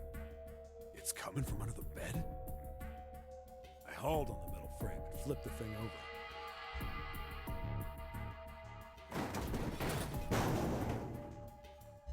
And there it was. The bed had hidden an air vent under it. The hole in the wall was covered by a metal grate. I dropped flat on the floor and peered through the grate. I couldn't see shit. That's why I always make sure I knew say it in nice my things gut. while I'm working This was with where people. those voices were So coming that from. if I say nice things when they're leaving, they don't think I'm being fake. Hold up. Why are there kids here? But then what my inside man told me popped into my head. Tonight, a ship is set to take the children to a large passenger liner docked offshore. Whoa, whoa, whoa. Am I on that ship? It didn't matter. All I knew was I had to get to those kids. I checked out. Finally get the other end of the story. Could I fit? I stuck my fingers in and grabbed it. And then... To find some paracetamol. Okay. We're gonna leave him on the toilet. Yeah. How do you like that, you son of a bitch? Right. I need to go and get some paracetamol because I have a headache, and I'm gonna go to the bathroom while I'm up. So I'm just gonna basically call a tea break. So everyone hydrate, stretch, get food, take tablets, whatever you need to do. Back in a few minutes.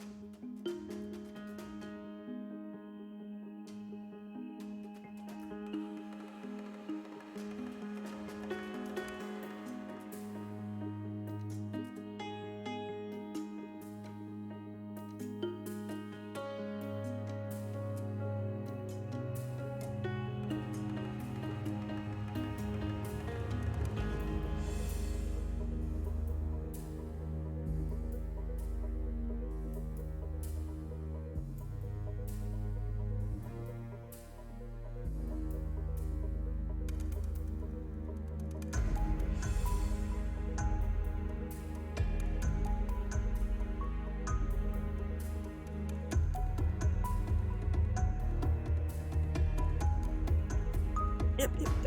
And we're back. I finally got the damn thing off. Sweat was dripping down my face, so I wiped it off and crawled inside. The first bit or so was tight. I had a wriggle on my belly. It wind up eventually, and there was space for me to crawl along on my hands and knees. I went from crawling like a worm in dirt to skittering like a bug. Couldn't say it was much better, but I'd take what I could get.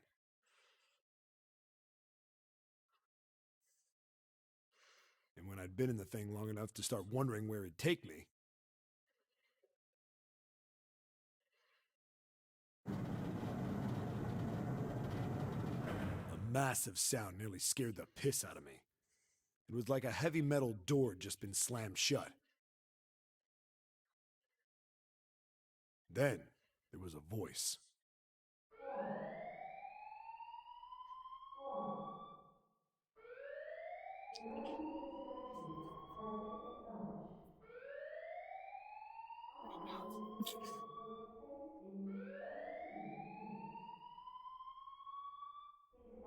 That doesn't sound good.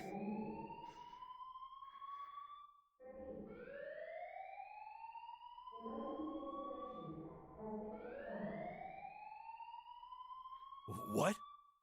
I wasn't sure what it meant, but anything with incinerator is bad news.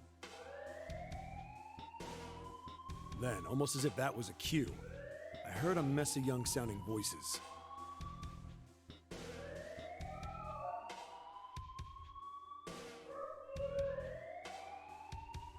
A bunch of them were straight up screaming in terror, and all the sounds together made a howl that made the hair on my neck stand straight up.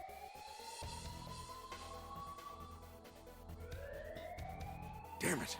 What the hell is going on here? I scrambled through the duct as fast as I could.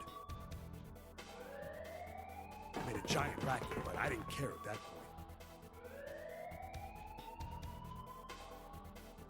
I soon found a metal door on the left side of the duct. The kids were screaming on the other side. I found it. I yanked the handle and threw the door open. I almost ripped the metal off its hinges.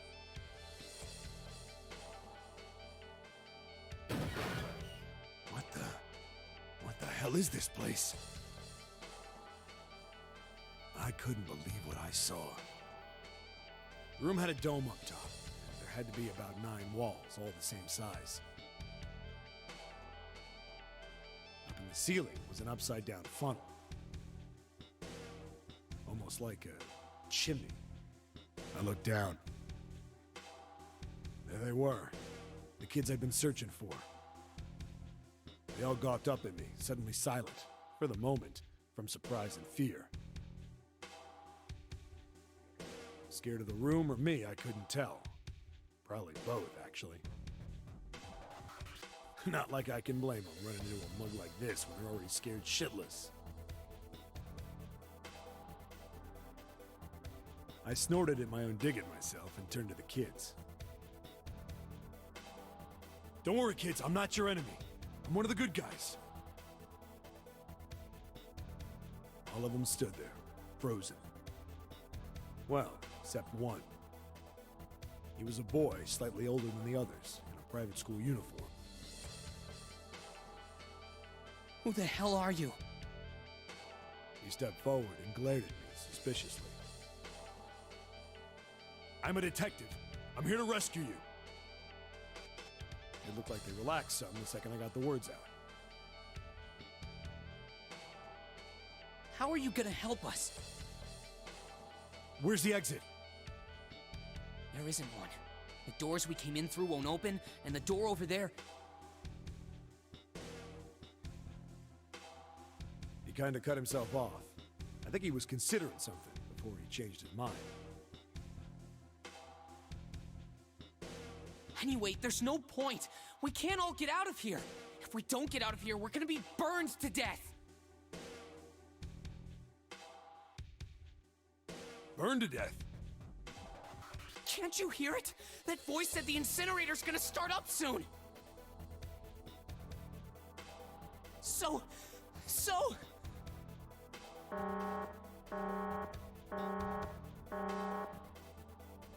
The voice spoke again. Incineration will begin in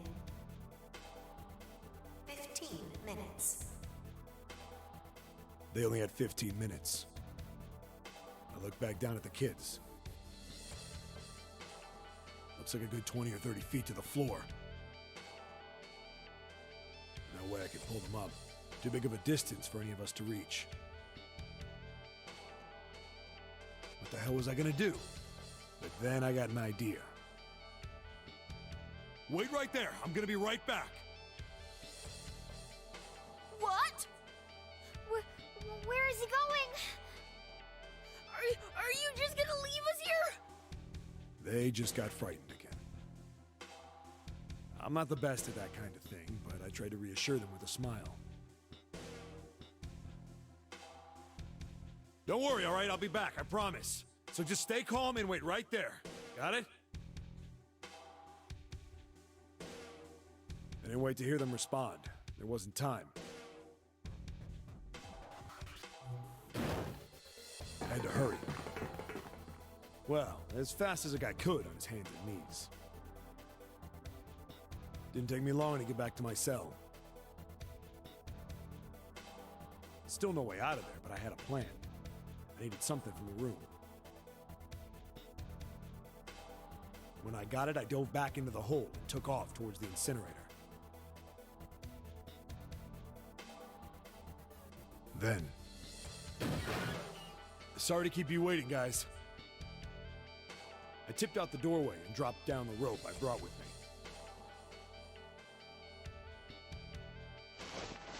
Back in the cell, I'd torn the bed sheets into strips and tied them together to make a rope. It was sloppy, but it got the job done.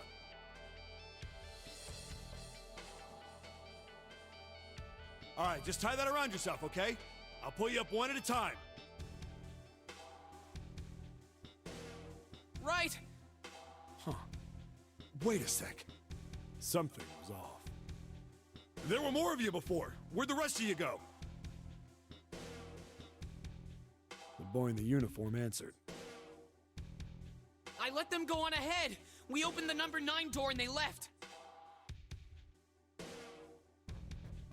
What? You're telling me you opened that door?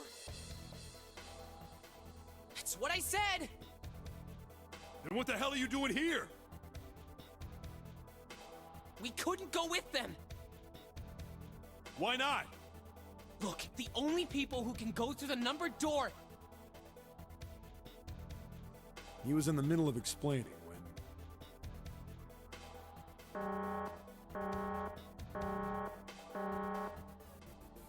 Incineration will begin in Rescue now, explain later. 5 minutes.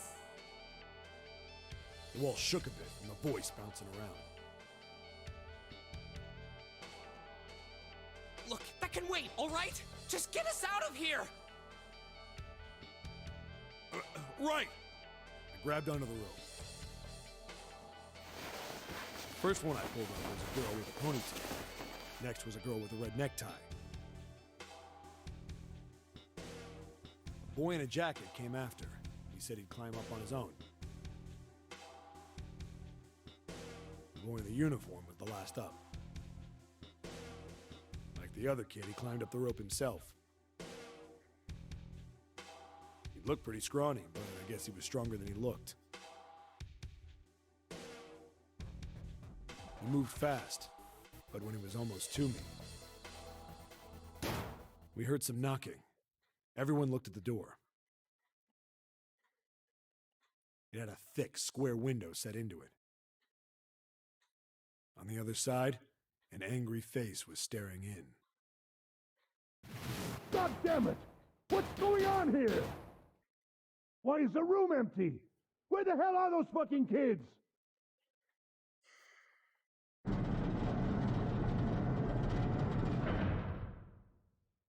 The door opened, and a man stepped in looking half mad with fury. I recognized his face. I saw him many times in photos during my investigation. The man's name was Gintaru Hongo, the CEO of Cradle Pharmaceuticals. Hongo saw the boy hanging from the rope. Yeah! It was like he was an animal. He lunged for the rope. Hurry! I know! The boy in the uniform booked it up the rope. You son of a bitch! Get back here, you little shit! 15 feet. 10. The second I could reach the kid, I grabbed him. I hauled him up and tossed him into the duct behind me. No! No! Hongo had lost it. His face didn't even look human. It was like the bastard pulled off his fake face. He was really a terrifying devil or some kind of damn monster.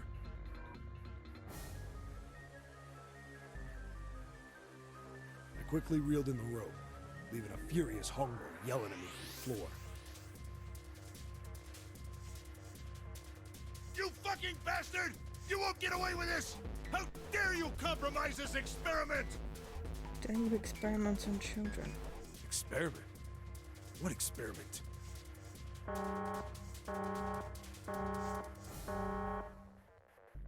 Incineration will begin in 1 minute. Hey, old man! What the hell are you doing? Hurry up! The boy in the uniform was trying to get my attention. I may have thrown a salute in the raging asshole's face before I closed the door behind me. No point to going back to the cell, so we went down the other direction instead. After about 30 feet, we came across another duct on the left. This one was heading down. Everybody nodded and took turns sliding down it. The duct emptied us out into a narrow hallway. There was a door on either side. The one on the left was a normal double door. But the one on the right was familiar. It had black and yellow stripes, and a device next to it on the wall. A plate on it read, Incinerator. Incinerator? Yeah, that's where we were. It was the girl with the red tie who answered me. We were inside an incinerator? Yeah, Hongo might still be there. It looks like it's been shut off, though. Wait, what? If he's still in there... Yeah, that's not good. That meant we'd better. We gotta get out of here. Go to the other door, hurry! The kids started running, and I was close on their heels. On the other side of the door was a large spiral staircase. Run! Didn't need to tell them twice. We went up and up and up. Our feet pounded the steps, our arms pumping fast. We went round and round and round. The devil was on our tail. The stairway kept going. We passed a couple of landings when the boy in the uniform suddenly spoke.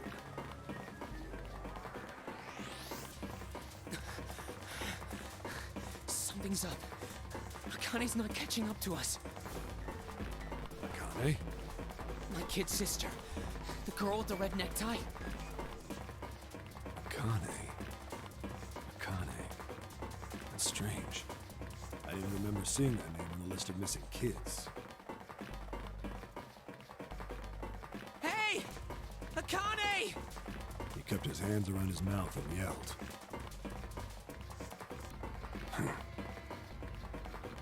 Maybe we outran her. The boy in the uniform skidded to a stop. I stopped too, and so did the other two kids. When did we do that? Well, we passed a couple big rooms on the way here. Maybe she took a rest in one of them? No, that's impossible. Sorry, Grandpa. You keep going. I gotta go look for her downstairs. He turned to go. Hey kid, wait! God damn it, I said wait! I don't think the kid even heard me. Fuck!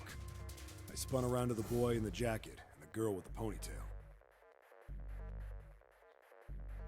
I'm going after him. You two keep going, all right? You got it? The girl nodded and ran up the stairs. But the boy... I'm going with you. I didn't have time to argue. I just nodded and took off down the stairs. I could hear him following me.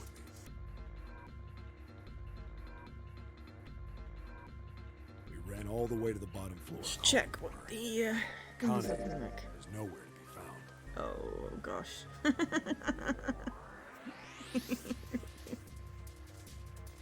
Yeah, we did this 2 hours and we've gotten through one room and 1 bit of story.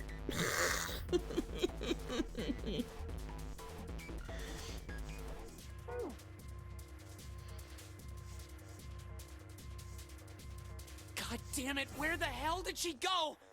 That's Irie. I could tell the kid was otherwise known as frustrated. Santa. And then suddenly, They look slightly different than Snake was we more heard a girl's identifiable. voice. Akane! The boy in the uniform threw open the door and leapt into the hallway by the incinerator. We rushed in after him. I couldn't for the life of me believe what we were seeing. That bastard Hongo had Akane by the arm and was forcing her into the incinerator. Come on, goddammit, move! No, I don't want to! Let me go, please! Let go of me! She planted her feet squarely on the floor and was struggling to get away. But Hongo was bigger and stronger. She wasn't gonna win.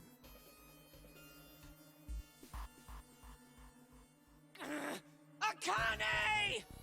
My brother roared with anger and charged toward Hongo. Help me! Ah! You're too late, idiot!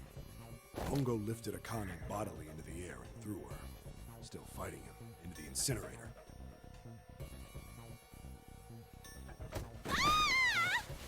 Before we could even blink, Hongo had leapt through the door after her. We saw him land inside.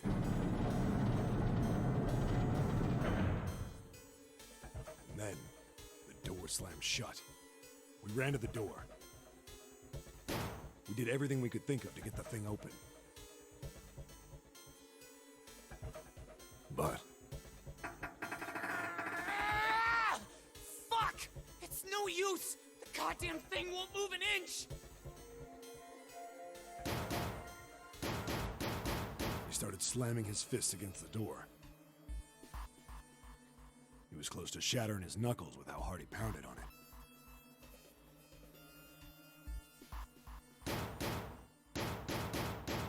Akane! Akane! Are you okay? You came back! Her voice was muffled, but all of us could hear the sheer terror in it. What should I do? I think I'm trapped in here! Is there a puzzle you Where's can Hongo? solve? He went out the other door! What? Warning. Warning. Emergency incineration command has been acknowledged. Automatic incineration will take place in 18 minutes. Please evacuate the incinerator immediately. Repeat. Emergency incineration command has been acknowledged. Are you fucking kidding me?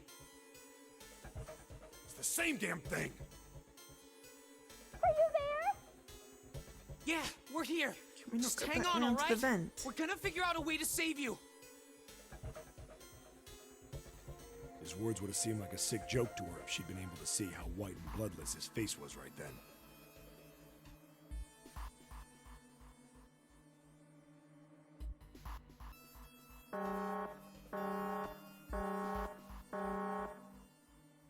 Incineration will begin in 17 minutes.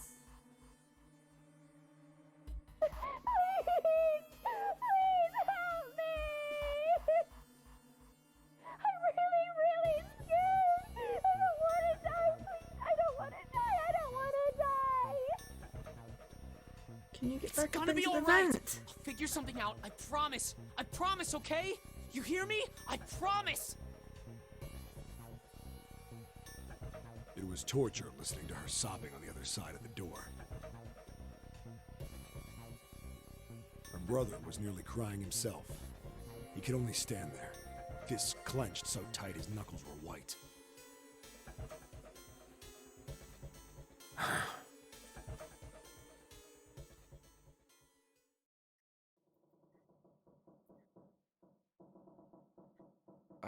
What happened then?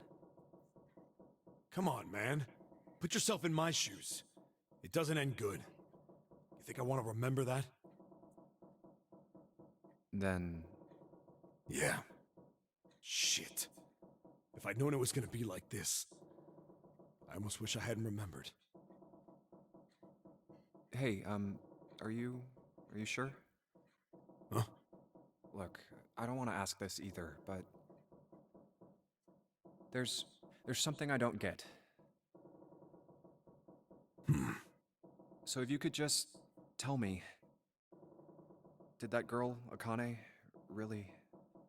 Yeah, I'm sure. There wasn't anything we could do. After a while, the countdown ended, Why couldn't you go back in the vent? and we heard something burning. The fire stopped, but we still didn't move.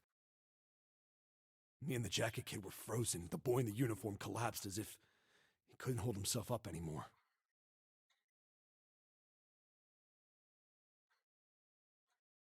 A few minutes passed. The door opened. The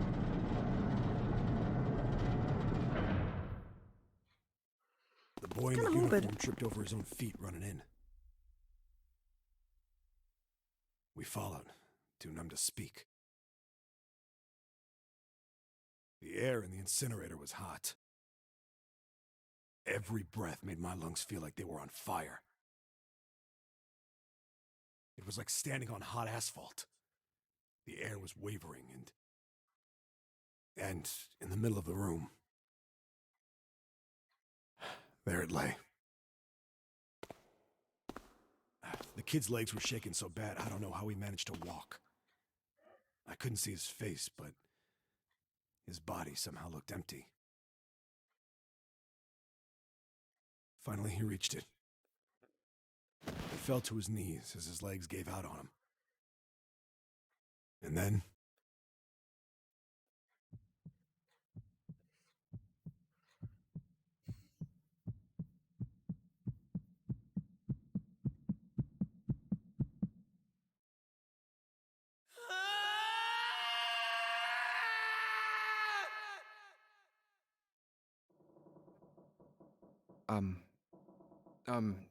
Can I ask you one more thing? What's that? The girl, Akane. What was her last name? Kuroshige. What does it matter to you? Just tell me, okay? Please? Kurashiki. Her name was Akane Kurashiki. My brother. How did we not know that she was an orphan? How did he, her best friend, not know she was an You were orphan? there that day, weren't And you? had an older brother. The tall kid in the jacket. That was you, wasn't it? Yes, it was. You are correct, Detective. Don't misunderstand me. I told you before how Zero threatened me. There was nothing I could do. I couldn't say anything about what happened 9 years ago. So you're saying you're not working for Zero, right? Of course not. Clover, what about you? Hey, come on! You really think I'm working with Zero? I told you before, you idiot. I was in Nevada, in Building Q. I did hear that a detective rescued the kids on the boat, but I didn't know it was you. Well, I guess I believe you. All right, let me ask you another question. Santa's real name is Aoi Kurashiki. He's Akane's brother. You know that? No, I didn't. Did you? Well, yes. I know Aoi Kurashiki was her brother. But I didn't know he was Santa. At least not from the beginning. 9 years ago, he was in the middle of puberty. His voice is entirely different now. I'm ashamed to say that even my exceptional hearing wasn't able to make that connection. That's why they blanked Seven's memory. As such, Because he would have I had recognized no everybody. reason to think Santa was Aoi. When did you figure it out? Clover told me that Santa might have been one of the subjects of the initial experiment. It was only a short while ago, while we were leaving the library. When she told me that, I had a feeling. Santa is Aoi? Akane Kurashiki, June's brother? There's still a lot we don't know. I mean, like, a lot. But there is one thing I think we can say we know. What's that? The body we found in the shower room. It had to be Nijisaki, dressed up to look like Snake. What? Come on, man, what kind of detective are you? You didn't figure that out already? Hey, go easy on me, man. I just got my memory back, all right? Cut me some slack. Well, if he is, the 3 murders make sense then, don't they? Yeah, that's right. Murder. Kubota blew himself up, but that was murder too. So why did these murders take place? Yeah, it must have been Ace. If Junpei is stole the correct, watch off us and the body in the shower room was Nijisaki's, somehow. that means all of the people who were murdered were involved with the creation of the Nonary project.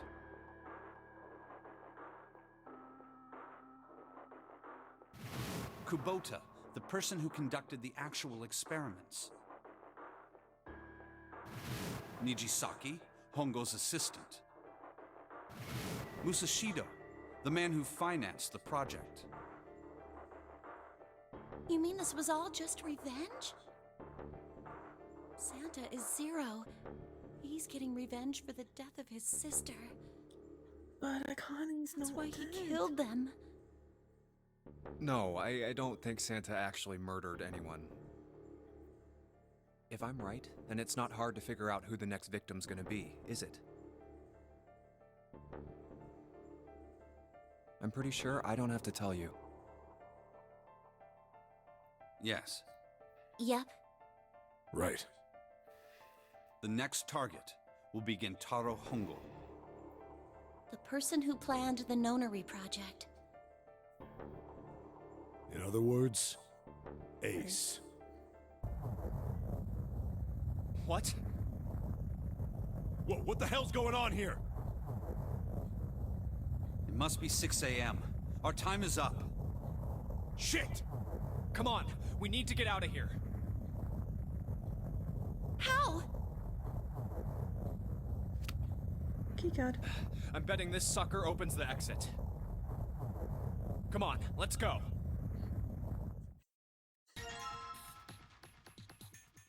We'll have a look. Minute keycards was a picture taken 9 years ago.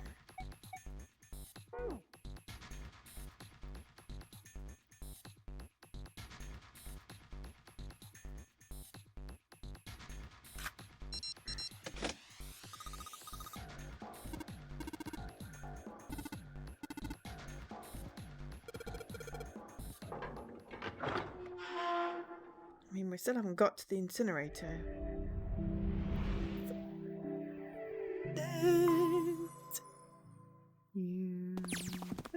Huh. I think the shaking What a bloop. stopped. Seek a way out again. And all memories of It escape. would seem so, but we are yet to be out of danger. You're right. Let's hurry. I think there's only one achievement left This exit from needs this the part Uranus of the card, too. collection. Hey, Junpei. Yeah, I know. All right, it's open. Let's go. Okay, Neptune Key. Let's see if you work. Yes! I think Who it would hope? unlocked. It says incinerator. So this is the incinerator. The other door must go straight to it. This is the first time I've seen it from this side, but yeah, I think so.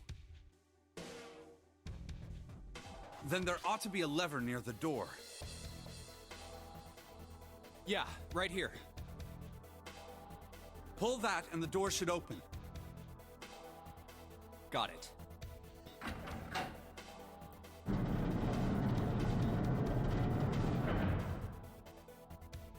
Let's go.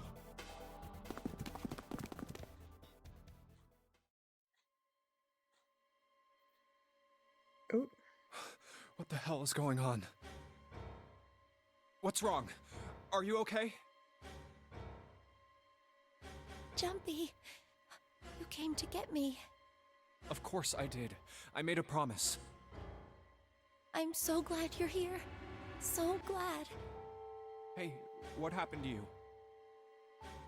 I'm fine. I just fainted. I wasn't feeling very He good. died 9 years ago. I'm feeling a lot better now, though. Are you sure? Yes. I just need to rest a little longer. I'm sure I'll be fine. You shouldn't worry about me. Santa. Hey, where is it? Where's the gun? You hide it somewhere? I don't have it. I got sucker punched and they took the gun. What? Who took it? What? Isn't that obvious? I took the gun. It's the magical bra again. Just what the hell do you think you're doing, Ace? Or maybe I ought to say Gentaro Hongo, CEO of Cradle Pharmaceuticals. You have me at a disadvantage, and I don't like that. You know me, but I don't know you. You Do you do. have any idea how much I've suffered? Can you even begin to understand my pain? I know, right, Dan? The pain of prosopagnosia, right? Another irritating insect. And how do you know that? Good question. No matter. If you don't want to answer, it makes no difference Different to me. timeline. This is a waste of time anyway. It's time for me to go. First is 1. Give me your hand. 8. And with this, 9. The ninth man. Kubota's bracelet. I believe I've won this game. I've had quite a time playing with you. I must thank Zero, I suppose. Wait, what? Ace doesn't know who Zero is. What the hell are you planning, Santa? At any rate, this game ends now. I will escape, and the rest of you will have a slightly less pleasant ending. I still think there's got to be some way for I everyone suggest to you escape enjoy this your thing, but final moments. designed by a madman, Goodbye. so, you know. Wait! What? Why isn't it opening? One more time. Well, either the ninth man wasn't actually 9, which doesn't make Now sense. open! Because it's been used before as a 9. Or you have to solve something No! else. What is this? Why? That digital route should be 9! It has to be 9! Then why? Why isn't it opening?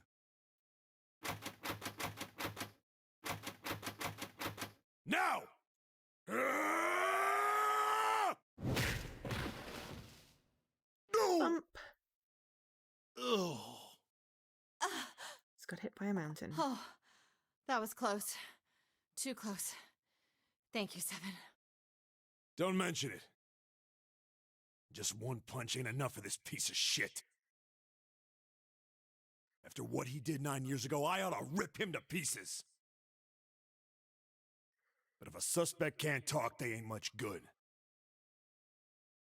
You got your Once handcuffs he's on? locked up in a cell, we're gonna have a little chat. 9 years ago? Then you must be... Yeah, you finally figured it out, dumbass.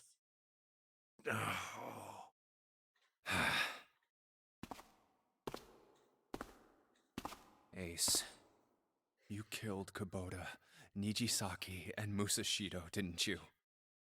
Wait, Nijisaki? Oh, right. You don't know yet. All right. We'll just go through them in order then. Let's start off with Kubota. You talked to Kubota and managed to convince him to go into Door 5 alone. You killed him without making it look like you killed him. The way I figure it, you had 4 motives. 1. In the Nonary game, the number 9 is dangerous. Whoever had the 9 bracelet could join whatever team they wanted. Adding 9 to any number doesn't change the digital route. Which means that number 9 could do whatever they wanted. You wanted to remove that threat as soon as possible. 2. You wanted the number 9 bracelet for yourself, so that you could make use of its power. In fact, you did use it in the murder of Nijisaki. 3. Even if his number hadn't been 9, Kubota was a problem. He knew your past. He knew what had happened 9 years before. You needed to silence him before he told anyone. 4. But last, and perhaps the most disturbing, you used Kubota as a test.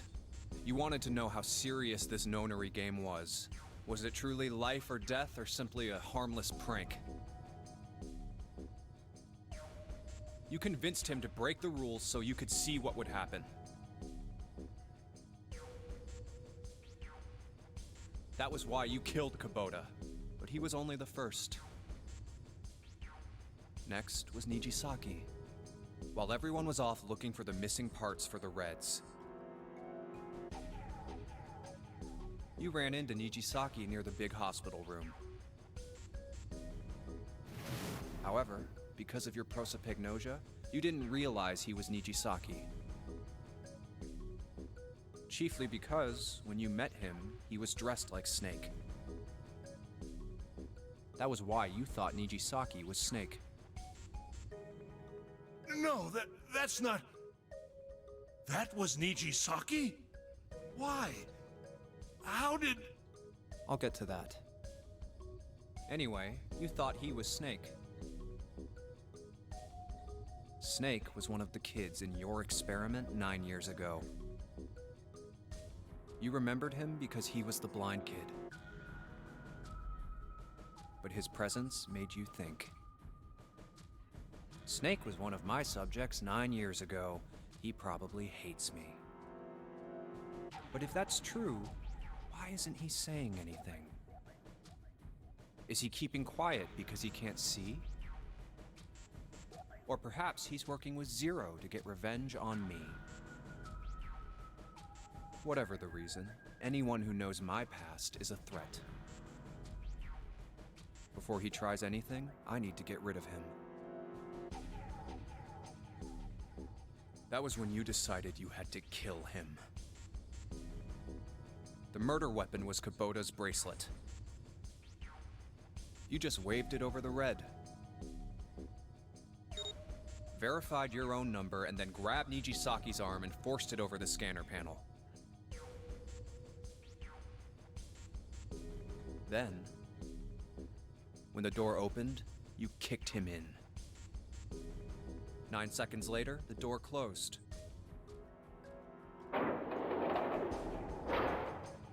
And then 81 seconds passed. And poor Nijisaki was dead. Then you mean to say Snake is still alive? Sorry to disappoint you, but I'm as good as new. Thank you for killing the wrong man, but I can't say I like knowing that you wanted me dead. Although, to be honest, even if you hadn't tried to kill me, I would still hate you very much. Well, I wouldn't blame you. Last but not least, let's talk about Musashido's death. Yeah, that's the one that I can never quite remember. When Clover and I were investigating the chart room, you came over to talk to me. Do you remember what you said? Oh, a pocket watch. Might I take a look at it? I handed it to you, and you left the room. You had been in charge of the Nonary project. Of course, you would have known the solution to every puzzle. Which would mean that you also knew how to get out of the wheelhouse. Yeah, so they just reset the thing. All Still you had annoying, to do was place the but- watch in the indentation on the door to unlock it. But how did he know that Cap Door would be open, there? you could enter the captain's quarters. Except that he was looking for something in the captain's quarters, wasn't he? Musashido was there. Conveniently placed next to him was an axe that practically begged you to kill him with it. Because he asked Clover if she'd seen it. You picked up that axe and buried the blade deep in the other man's chest.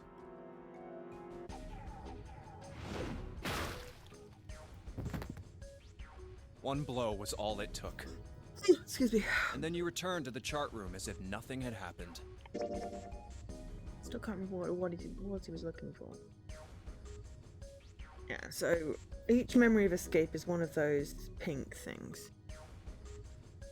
So now I believe it's just a story to the end. It just feels like very long.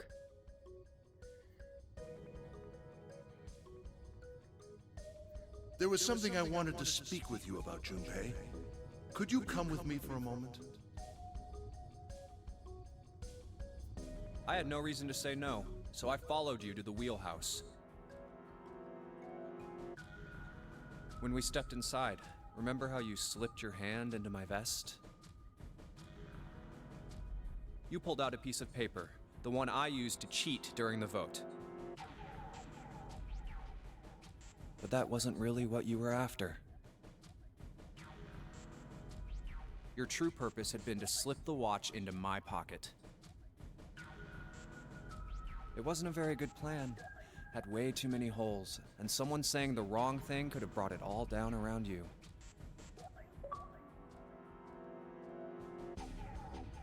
You must have been desperate. But what made you willing to risk it all to do it? Ace, Musashido's murder is the only one I don't understand. You obviously did it, but why? Because of this. Okay. What's with the paper? Just read it. Let's see. Number 1.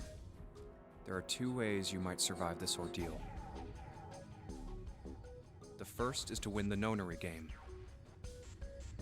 The second is for you to confess your sins of 9 years past. I have prepared a camera in the captain's quarters. The images captured by that camera will be streamed through a satellite and distributed across the world. Simply look into the camera and repent. Once you have confessed everything, I will release you from this ship. To make your confession more credible, I have left you a witness in the captain's quarters. Perhaps he will confess with you. Stop The it, decision is yours. What it was, Do Clover as you would have please. noticed. 0. Hi, if you're watching this on at any When I awoke point, in that room remind on me D-Deck, if we don't find out by the end of the thing. I found that in my pocket. That was why I chose door 1 when we voted. If I went through that door, I knew I could get to the captain's quarters. As you said, I knew how to enter the wheelhouse. My plan was to find the pocket watch before anyone else. If I could, then my alibi would be set. At least, that was the plan. Unfortunately for me, you got to it first. That sleight of hand was the best I could manage on short notice. You meant to kill him from the beginning, then? Musashido, I mean. I only knew Musashido was the witness after I reached the captain's quarters. I asked him, and he answered. He seemed groggy. Perhaps he had only just awoken from sedation. I suppose Nijisaki was in much the same state. He seemed confused and disoriented when I encountered him. But yes, you are correct. I intended to kill him from the beginning, even though I didn't know who he was. I proceeded to the captain's quarters in order to remove this so-called witness. Ace, you figured it out, haven't you? You were being manipulated. Yes, so it would seem. I was little more than a puppet, in many ways. Everywhere I went, everything was already prepared. The Reds in the large hospital room were dismantled. Nijisaki was dressed like Snake. There was an axe in the captain's quarters. Musashido was delirious from the anesthetic, so he couldn't fight back.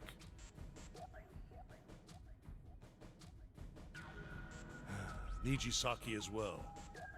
In retrospect, I can't understand how I could have fallen into such a simple trap. You were desperate. But yes. It's easy to manipulate Yes. then. This was a trap. It was Zero's trap.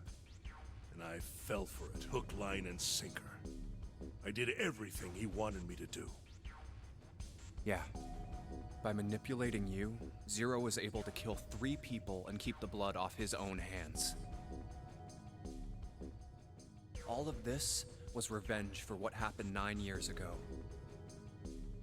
That's why this Nonary game happened.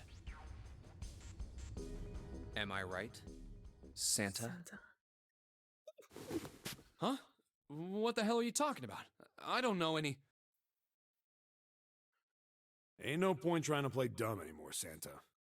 Actually, I guess I should call you Aoi Kurashiki, huh? My memory came back to me, kid. You're Aoi Kurashiki, no doubt about it. Never thought I'd be back in this room talking to you. Irie Karashiki. But hey, I guess this was all part of your plan, right? After all, the person who planned the Nonary game this time around was Zero. And Zero's you. Looks like you really do have your memories back, huh? Well, I guess there's no point in hiding it then, huh? Yeah, you got me. I'm Aoi Kurashiki. I was one of the kids in the Nonary game 9 years ago. I made it out. So did Snake over there. But there's one thing... No, I guess there's 2 things you got wrong.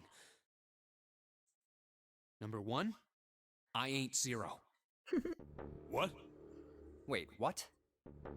Sure, I was helping Zero out, but I'm really more of an assistant, like a secretary. but an assistant's only an assistant. I didn't come up with all this. All I did was follow Zero's orders. Then, if you're not Zero, who is? Calm down there, Junpei. Didn't I say 2 things? You made one more mistake. Junpei, you just said all of this was revenge for what happened 9 years ago. That's why this Nonary game happened. But that's not it. Revenge isn't the only purpose. There's another reason you guys were playing the Nonary game. To save someone. Save someone? Right. You were brought here to help my sister. To save Akane. What the hell are you talking about? Akane Kurashiki died 9 years ago in this room. I was there. I saw... What? What the hell? Where is she? Where's Akane Kurashiki? Ugh! Oh, my head! My head, it feels like it's gonna pop. 7! What the hell is going on? I don't know. I just... Oh! I swear to God, my head feels like it's about to explode! Snake was safe because he could never have identified Akane, but they What had to wipe was Seven's the memory. Nonary project? Not I'm sure you know because of already, anyone but I'll else, tell you but one because of more time. Akane. It was a Wouldn't matter project if he designed to could have test identified a anyone else. particular phenomenon. And what was that phenomenon? For 2 organisms to communicate with one another in the absence of physical contact. The morphogenetic field theory. Could human beings use these invisible fields to exchange information? That was what this experiment was conducted to determine. There were 2 separate locations. One was the Gigantic, and the other was a building in Nevada called Building Q. The 9 children trapped in Building Q were faced with numerous puzzles, copies of identical ones on the Gigantic. They were told to send their answers into the morphic field set and transmit them to their brothers and sisters on the Gigantic. The transmitters were put in Building Q, and the receivers were put on the Gigantic. Each sibling pair was supposed to be split up, but there was a mistake. Akane was a transmitter. She should have been in Building Q. However, for some reason, she was placed on the Gigantic with the receivers, like me. Perhaps she was mistaken for someone who was supposed to be in Group A. Whatever the case, Akane ended up on the Gigantic. I think I've told you enough. You get it, don't you? I'm pretty sure you know where this is going, Junpei. Where what is going? Don't play dumb. You know things you shouldn't. Things you couldn't. How did you know Ace had prosopagnosia? How did you know why Ace wanted to kill Kubota and how Nijisaki was killed? Were you surprised when you found out Ace was Hongo? And what about the coffin Snake was trapped in? How the hell did you open it? Well, that's...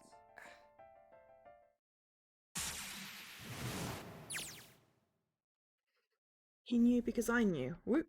Junpei was receiving information that I sent to him through the morphic field set.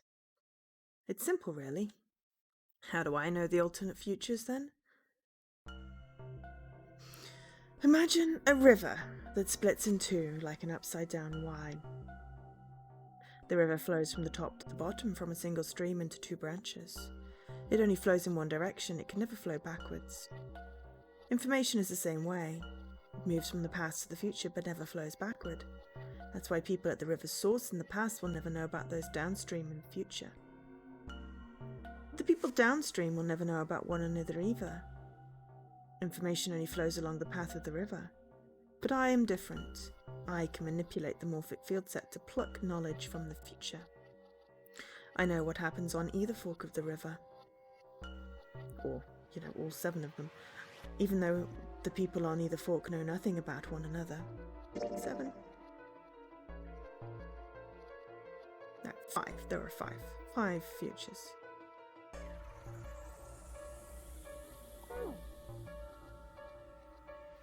Now, who am I? I am I. The 9th letter of the alphabet. But I am also 0. No, that's not true. I'm not really 0. Not yet. Perhaps you could say I am less than 0. 0 is my future. In 9 years I will be 0. Where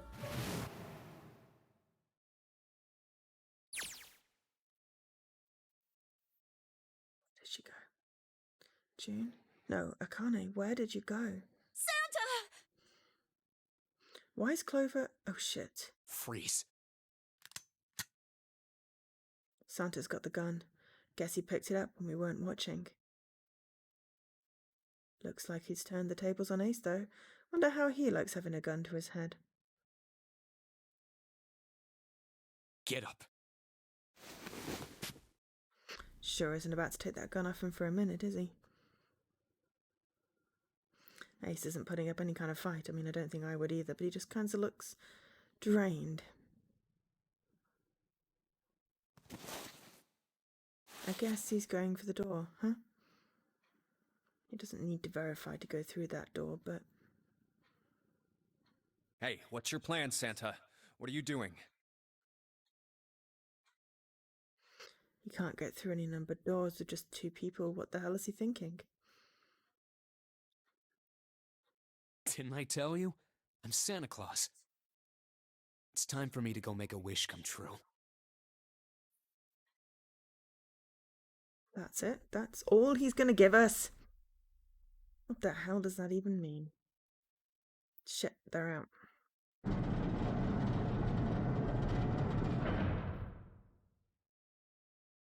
And now the gate's shut. Looks like the rest of us are stuck in here. They're all looking at me. At least Seven's headache is gone. He seems to be alright.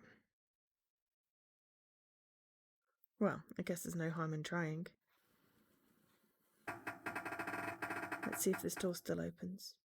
Damn. Well, it looks like this door isn't opening anytime soon. Oh, you mean we're trapped? So it would seem. What the hell is Santa trying to do? Oh my gosh! Oh my gosh, what? Have you considered where we are? There can really only be one thing Santa would do now. No. No, you can't be serious. Nobody is. Shit, we've got to do something. Maybe we can still get out through door 9. No, because Lotus would be left behind. There's the red. We can do this. I've just got to... No, it's not going to work. There's no way. The 5 of us can't open this door. Some maths. Is there any combination that'll work? Junpei, can I borrow your pen and notebook? Sure, why not? I don't think I'm going to need them. Again. Well, she certainly looks purposeful. Looks like she's writing equations, a lot of them. Oh man, she doesn't look very happy. What? Hey, not to be ripping pages out like that. Jeez. What the hell are you doing, Clover? Give me that! We have the 6 bracelet.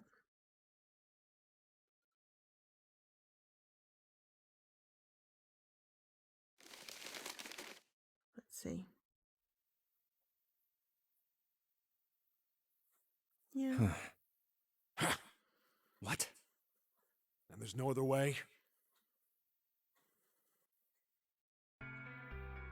Looks like she'd figured it out, though.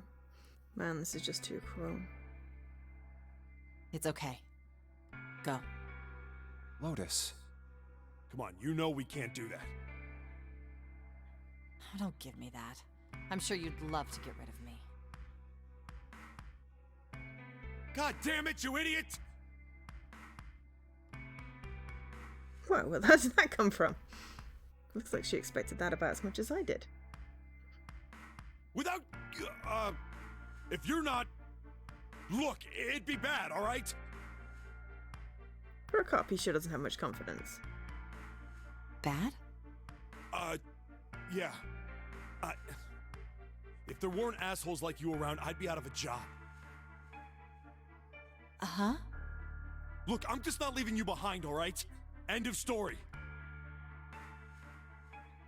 7. He's right. I'm not leaving you either. Me too. You didn't honestly think I'd abandon you, did you? You're all idiots. Act as tough as you want, Lotus. We can see you're about to cry. That being said, however, However, I doubt we would be able to open the door anyway, even if we were to leave Lotus behind. Huh? Why? I trust you remember what happened to Ace? I couldn't, see exactly what happened, but I was able to guess what he was attempting to do earlier at the Red. oh yeah. No! What is this? Why? The digital route should be 9! It has to be 9! Then why? Why isn't it opening? Just to see, why don't we give it a shot? Give it a shot. Yes, that is what I said. Maybe it's actually 8.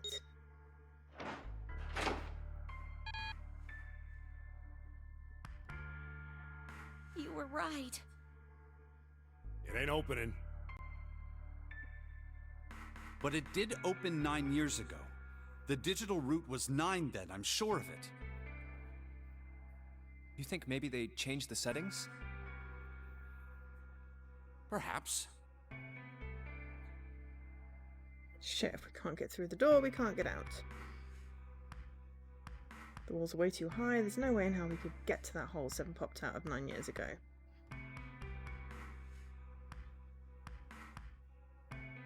All we can do is stand here and stare at this door with a 9 on it. Guess this is it. This is the end.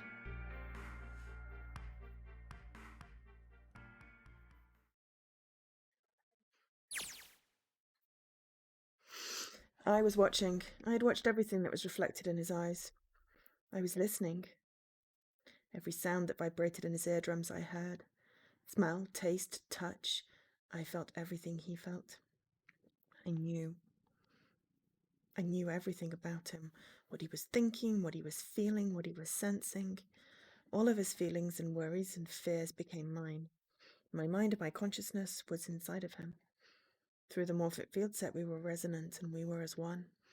I was him and at the same time I was an observer. It started with a tremendous noise like a clap of thunder. That was approximately 9 hours ago. A bomb had gone off on the ship we were on. That was when my resonance with him began. My resonant event melted into him and we became one, inside of Junpei. Somehow I found myself in Junpei's mind 9 years in the future. I didn't lose myself.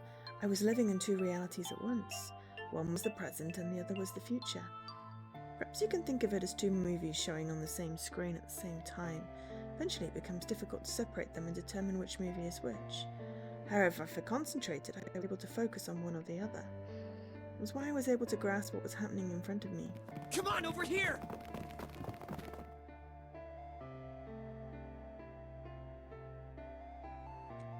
That was my brother. Anyway, he was yelling. I followed him. Around me were 7 other children. They all looked like they were about my age. Come on, hurry up! We ran down a long, straight hallway and burst into the large hospital room.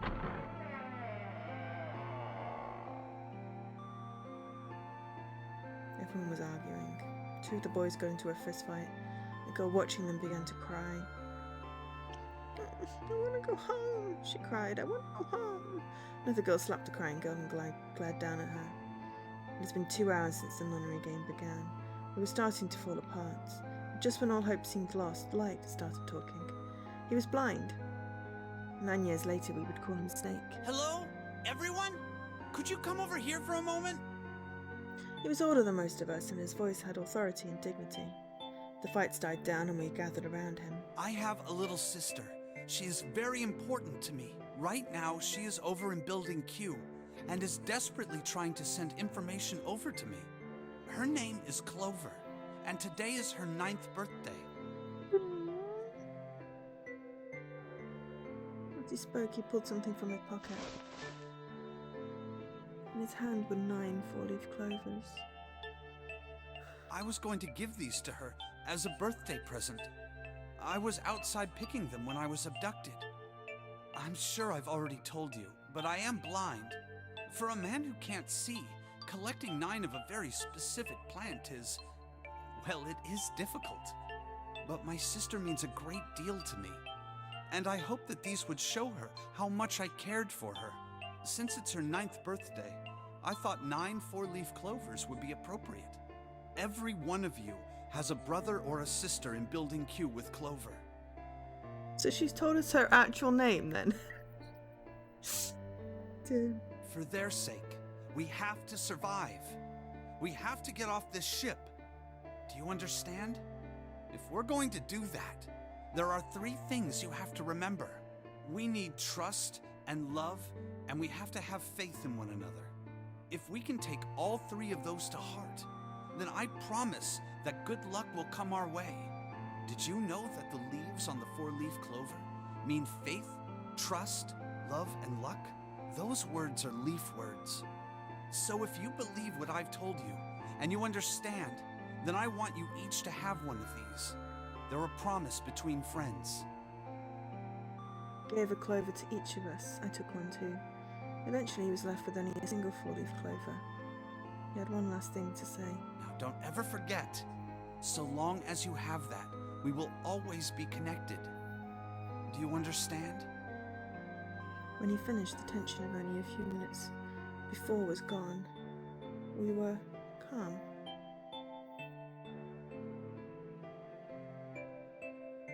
After that, we ran around the ship for a while longer and opened several of the numbered doors until we finally found a door with the number 9 on it.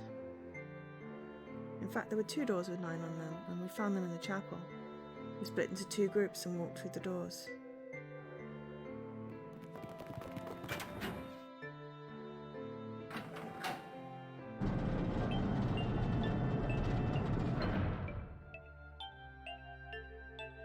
Before long, we all found ourselves in a room with a ceiling that looked like an upside-down funnel. For some reason, this room had another number 9, but this time it was the only one. But if there was only one door, that meant only 5 people could escape. What are we gonna do? There aren't any other doors. We began to panic. Then, as if things had not gotten bad enough already,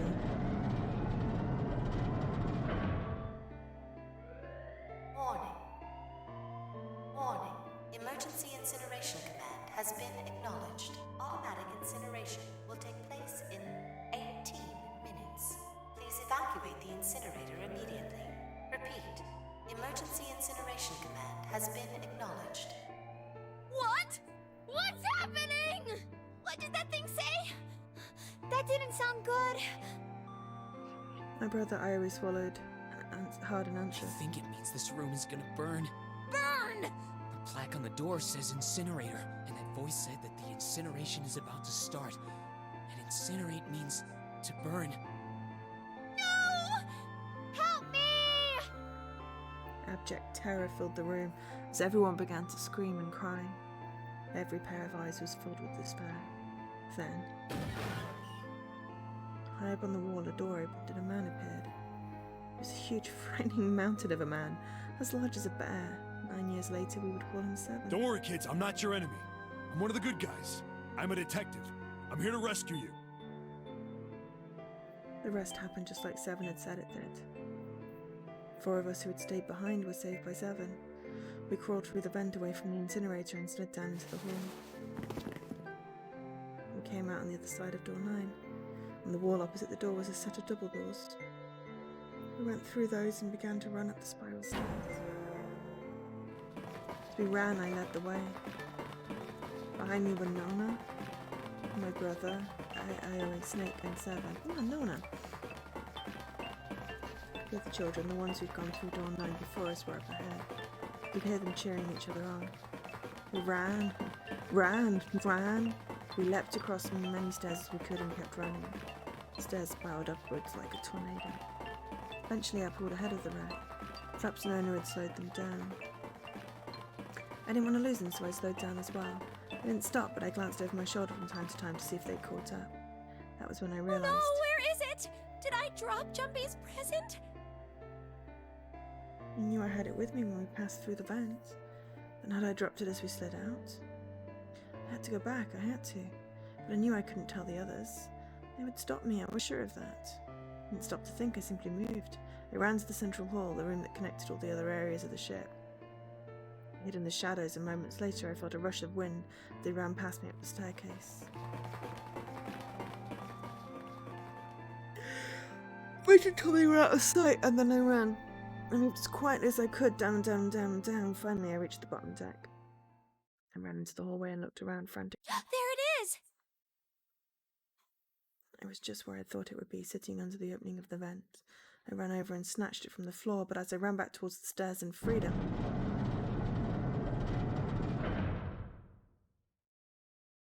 The door to the incinerator opened and a man stepped out. It was Hongu. Gentaro Hongu. 9 years later we would call him Ace. Ah, how wonderful to see you decided to come back. His smile made my blood run cold. It looked mechanical, as though someone had simply pulled up the corners of his mouth. Come with me. We must continue the experiment. I shook my head, eyes wide. Slowly I began to walk backwards. 1 step, 2 steps, 3 steps, then I spun around and broke into a run. I felt Hongu's hand close over my left wrist. I said, come with me. There was an edge of insanity to his voice now. I pulled as hard as I could. No! Stop! Let go of me!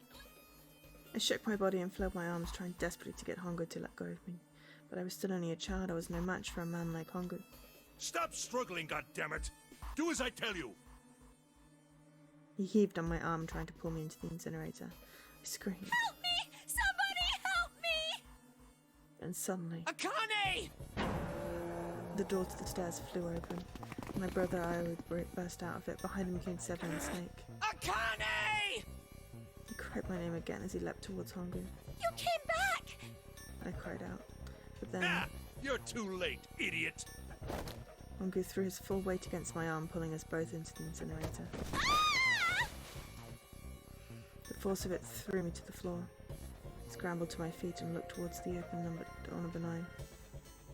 Hongu stood between it and me, but behind him I could see my brother, his fists clenched, but those fists never reached Hongu.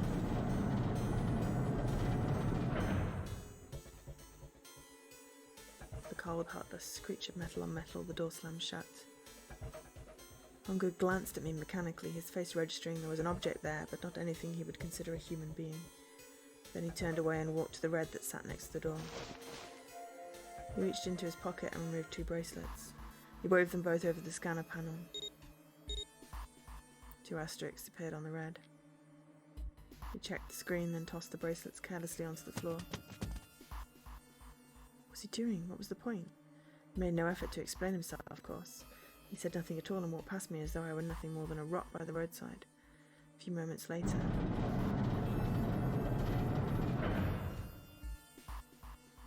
the 2 other doors slid shut as well. Faintly I could hear someone pounding on the door behind me. Turned around and ran towards the door with the 9. Akane! Akane! Are you okay? I could hear a voice from the other side of the door. A worried, frightened voice. Help me! throat was already raw, but I screamed as loud as I could. My voice echoed lonely around the empty room. What should I do? I think I'm trapped in here. Where's Hongo? He went out the other door. What? Then it started again. Warning. Warning. Emergency incineration command has been acknowledged. Incineration will begin in 18 minutes. Please evacuate the incinerator immediately. Holy shit. Man, I knew what it was going to say, but that is one hell of a creepy voice. I knew it. It's starting. Santa started the incinerator. Fuck! Man, I never thought I'd hear that damn voice again after 9 years. What the hell? What the hell? What in God's name are you talking about? It's 9 years this and 9 years that, and when it's not 9 years something, then you're talking about some sort of fucking experiments. You aren't making any sense.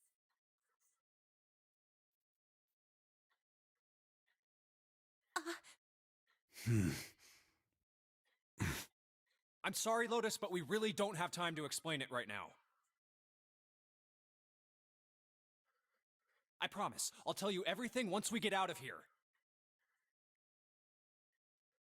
But Incineration will begin in 17 minutes. You know what that means, right? Incinerate means burn. Fire. what kind of idiot do you think I am? I know what incinerate means. I mean, I know what's going on. Everyone else knows what's going on. Just because she doesn't. Okay, And okay, you, Dan. Fine. I won't ask anything else. Talk about whatever you want. But you have to do something for me. 7, figure this out. What? Why me? Just shut up and stop this thing. How the hell? There has to be some sort of emergency shut-off button. There isn't anything like that. How the hell do you know? Because I looked for it 9 years ago. Yeah, Lotus isn't happy about that. Cannot really blame her. Wait. The floor, it's moving. Finally. Chance to get out. What else can I say about it, but... What the hell is that? What is that? What is that? Oh. What is that? What else could I say? The floor opened and a machine rose up out of it. It looked like a computer, at least it kind of did. There was a monitor, a keyboard, and a cross-shaped device of some kind. Something about the machine scared me, but I forced myself to walk up to it. I was terrified. Tears poured down my face. I wiped them off even as more took their place and forced myself forward. Finally, I reached it. I looked at the screen. I was blank. All I see was my own frozen face staring back at me from the glass drenched in tears. All I can see on this screen is a reflection of my own face. I'm looking kind of freaked out. I know I'm sweating like crazy, but seeing it kind of drives it home. Okay, Gene Pages, calm down, alright? Everything's gonna be okay. Ugh, man, I wish that thing would just shut up. Incineration will begin in 16. 15 minutes now. Come on. Alright, back to this thing. If it's only showing up now, then it's gotta be important. But what the hell am I supposed to do with it? Hey, move! Okay, computer Lotus can hack. We're all tense, lady. That doesn't mean you get to shove people around. Okay, it's turned on. There's nothing on the screen, though. Oi. Oh, this is bad. This is really bad. If there's nothing on here, how are we supposed to do anything with it?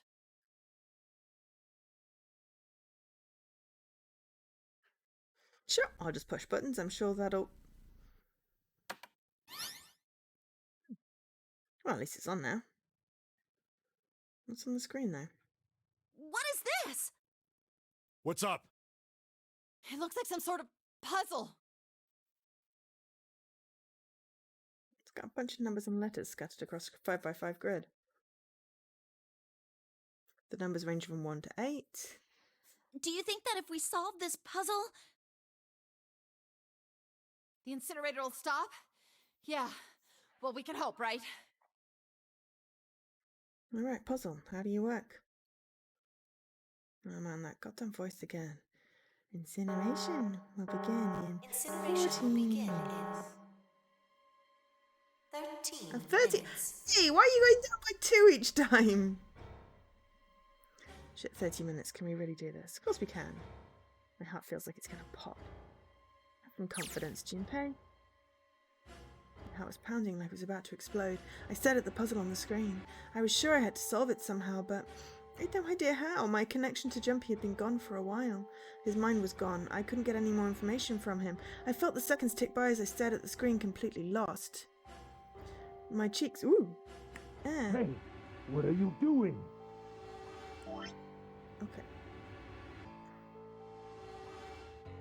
Okay. Hi, Spy. Time really flies by getting older. Yeah, exactly. Hello, welcome to my stream. We're just at the end of the first Nonary games. So, just to be aware if you are cognizant of spoilers. My cheeks felt hot as tears poured over them. Then I heard a voice. It was muffled. I turned around. Pressed against the window in the entry door was a face, a frightening evil face. It was Hongu. How long had he been watching me? Don't know what to do. He was yelling, but his voice was still muffled. It's simple, really. But I suppose I might as well tell you. So, yeah, we're just heading down this exit here. We've solved everything else. Should be good. Just solve the puzzle on that machine. Simple as that.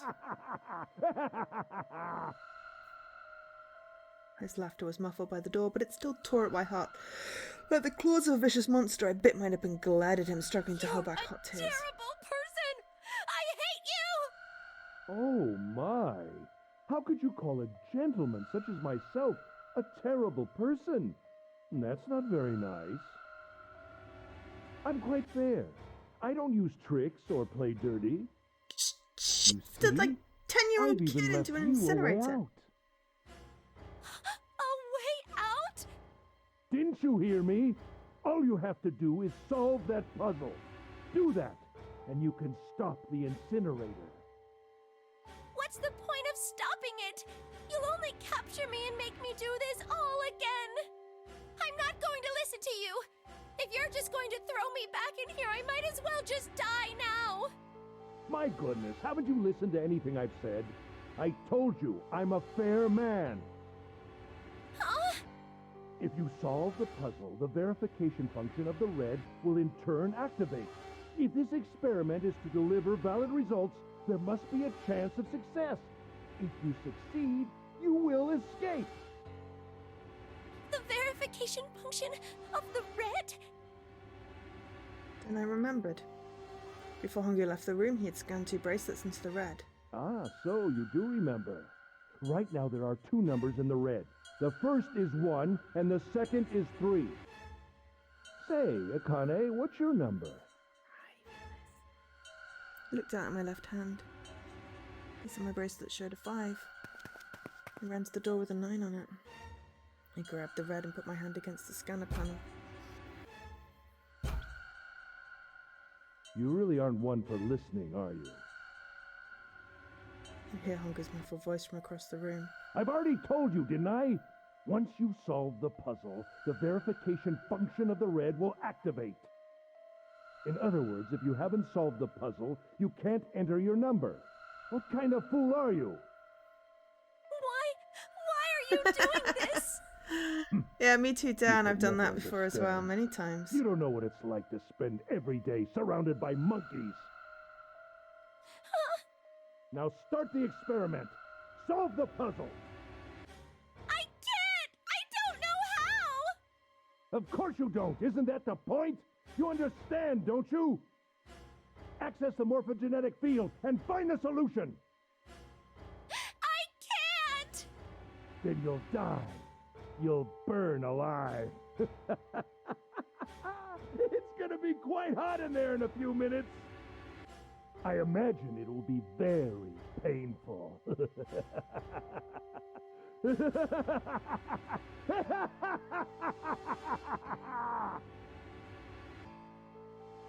His horrible laugh echoed across the room, and even after his face disappeared from the window, I could still see it. Incineration will begin in Hear it. 10 minutes. Okay, can we get to the puzzle part now? Before we burn alive? I was crying, great gulping sobs broken by hiccups that shook my body. I was terrified. I could feel my fear pressing down on me like a tremendous weight. Somehow I forced my shaking legs to carry me back to the device. I stared at the monitor. I can't! I just can't! There's no way! I can't figure this out! What was I going to do? I didn't know. I didn't even know where to start. Fear scattered my thoughts, and all I could think of was how I was going to die. My palms were sweating and my blood was boiling in my veins. It was hot. So hot I couldn't breathe. I felt dizzy. My heart roared in my chest as if it would pound itself to pieces.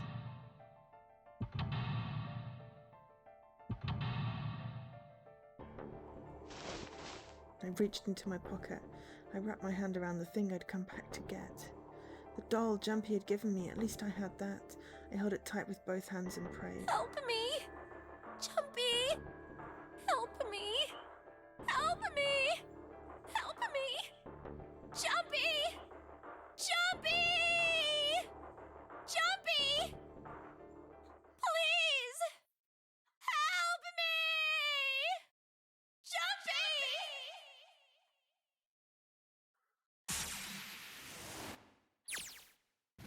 Akane? Akane! Who the hell is Akane?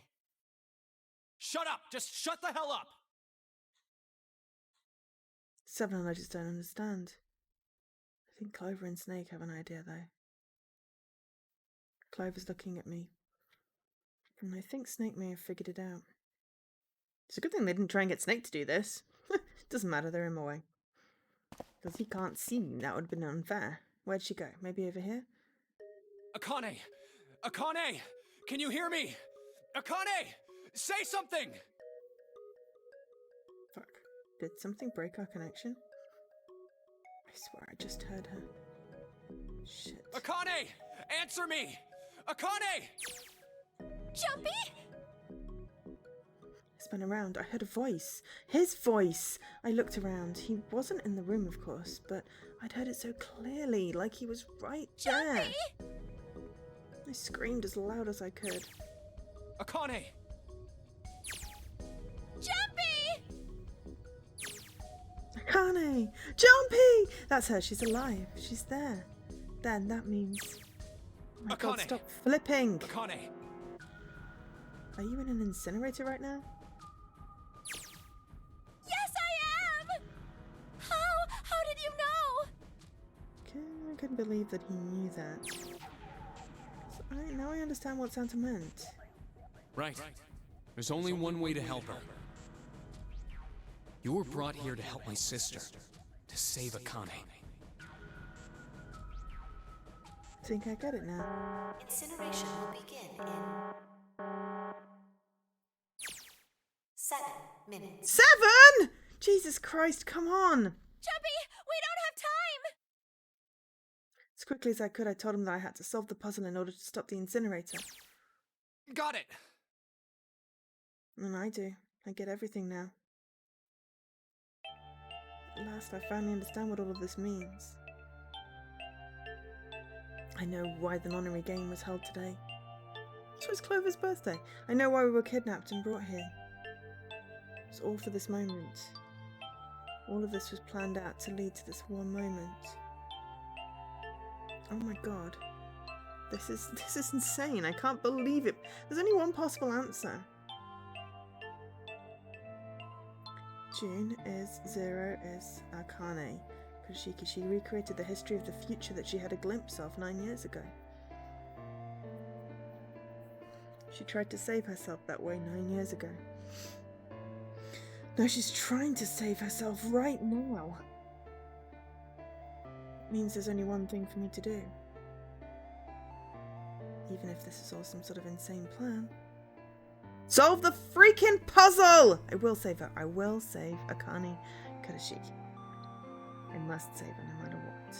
That's why we're number 5. Incineration will begin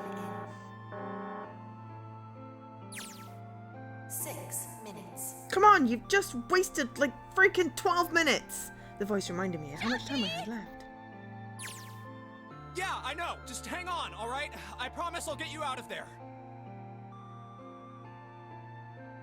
I'm not gonna let you die. I promise. So don't worry, all right? Just give me a few minutes, okay? We only have 6, so you've got 2. Okay. My voice shook as I answered. It was hot in the room. It felt like my heart was on fire. 6 minutes or not, my heart burned with my feelings for him. He solved the freaking puzzle. Alright, time to get to work, Junpei. Is Snake talking to him about something? Whatever, it doesn't matter. Get out of my way. Hey, what are you... Just trust me, okay? Sorry, Lotus, I didn't mean to snap, but there's a lot more at stake here than your pride. I'll apologize later, alright? Let's have a look at this thing.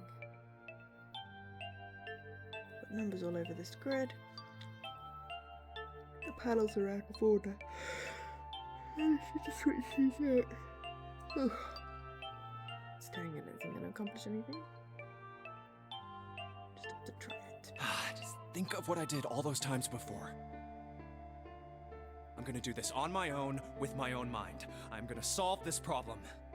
With my mind.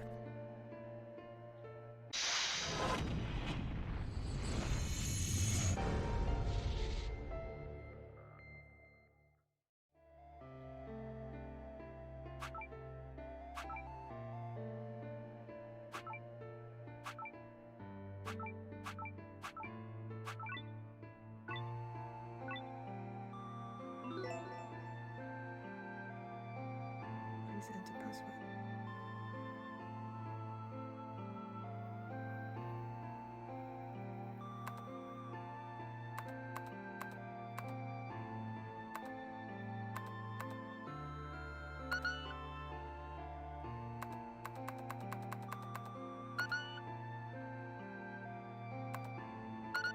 No, just literally just 9.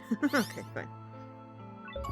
2 plus 4 plus 5 plus 7 equals 8. Yes, that's it. Solve the final question. Akane, did you get it? Yes, I did! I solved it! I mean, really, you solved it for me, but I copied everything you did! Now I just have to press enter! Then what the hell are you waiting for? Push it! Okay, I will! I hit the enter key. Emergency shutdown command has been confirmed. Incineration system has been disabled.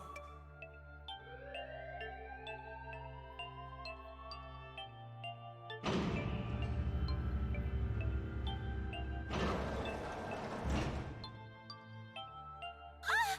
Jumpy! It worked! It worked! The incinerator shut down! It worked! Tears rolled down my face as I cried out to him, but they were very different sort of tears. A wonderful feeling of accomplishment and relief flooded my body. At the same time, what strength I had left disappeared and I collapsed to the floor. For a while, I just lay there laughing and crying. I thought my heart would burst. Every time I thought about him, I thought my heart would burst. Whew.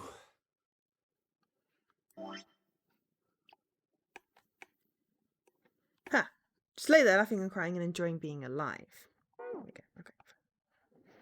I can't quite believe I did that. But I am so glad, so glad. I feel like my heart's on fire.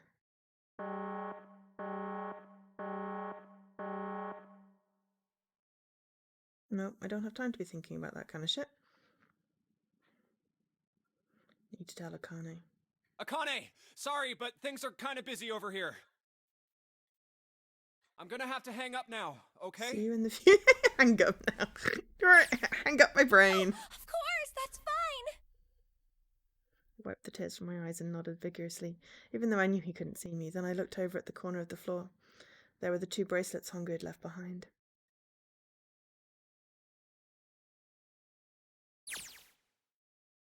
Now. Well, Seven and Lotus weren't particularly happy with me. I just turned the incinerator off, didn't I? Not a very nice look to give someone who just saved your lives, guys. Junpei, are you... Okay? Ah, shut it. Right, okay, so maybe they have a reason to be pissed off. So what if I hadn't pressed the enter key? Yet. Alright, nothing holding me back now. Here goes. Wait. Incineration will begin in 90 seconds. What?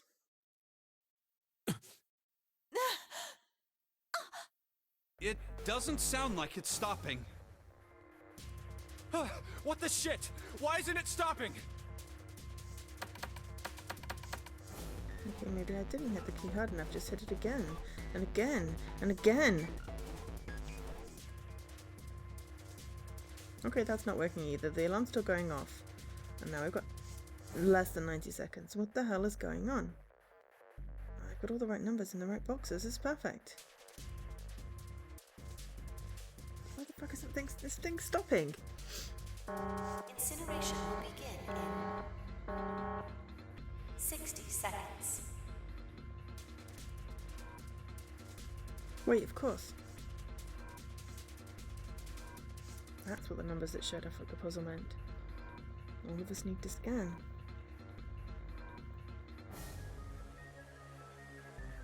And door 9. No, that's it. That number on the door isn't a 9.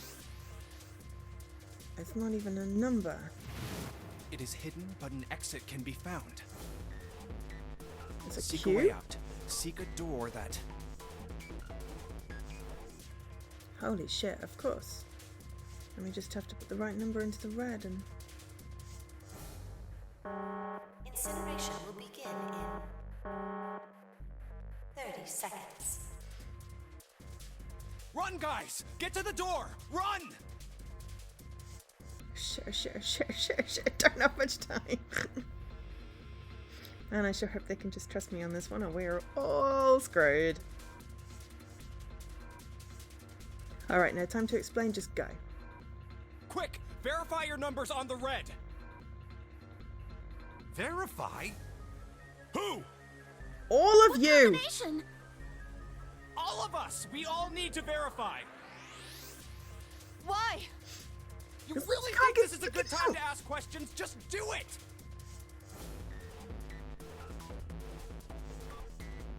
Hurry. Incineration will begin in 10 seconds. 9 9, 8, 8 7, 7 6, 5, 4, 3, 2. 2 Doink. Central gate has been opened. Incineration has been... Incineration system has been disabled.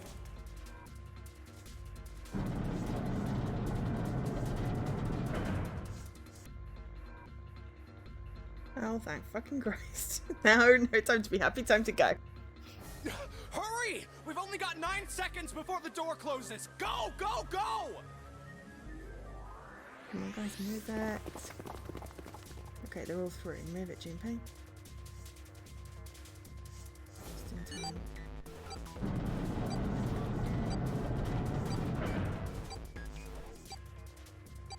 And there goes the door. No, don't calm down yet. You're not done. You've got to find the freaking dead thing. We still, yes. Still got to find the dead.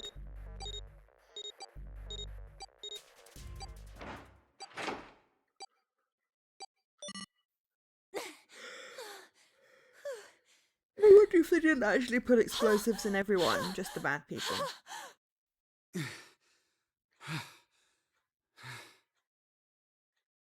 Shit. Looks like we made it, huh?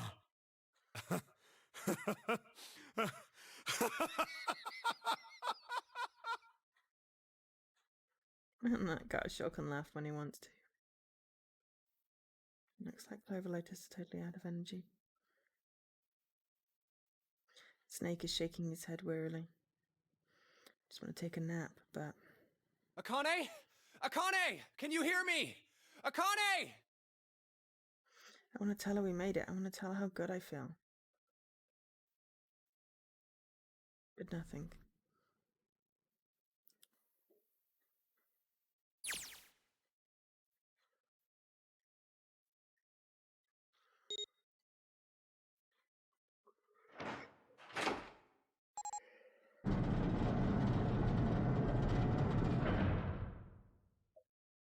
The door opened.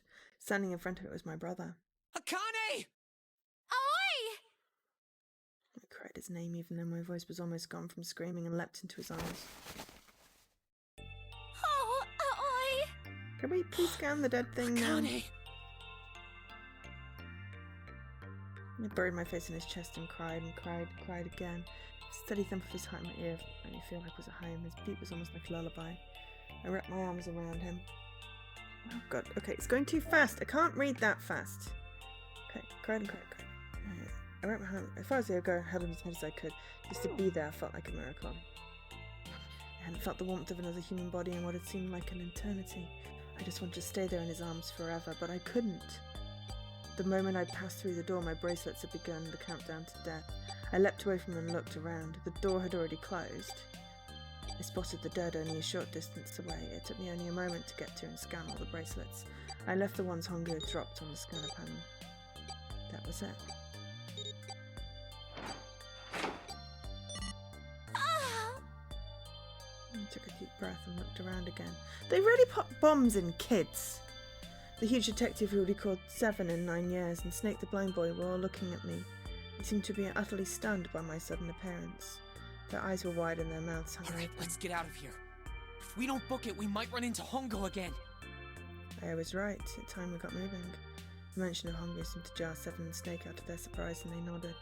We took off running up the spiraling stairs to freedom.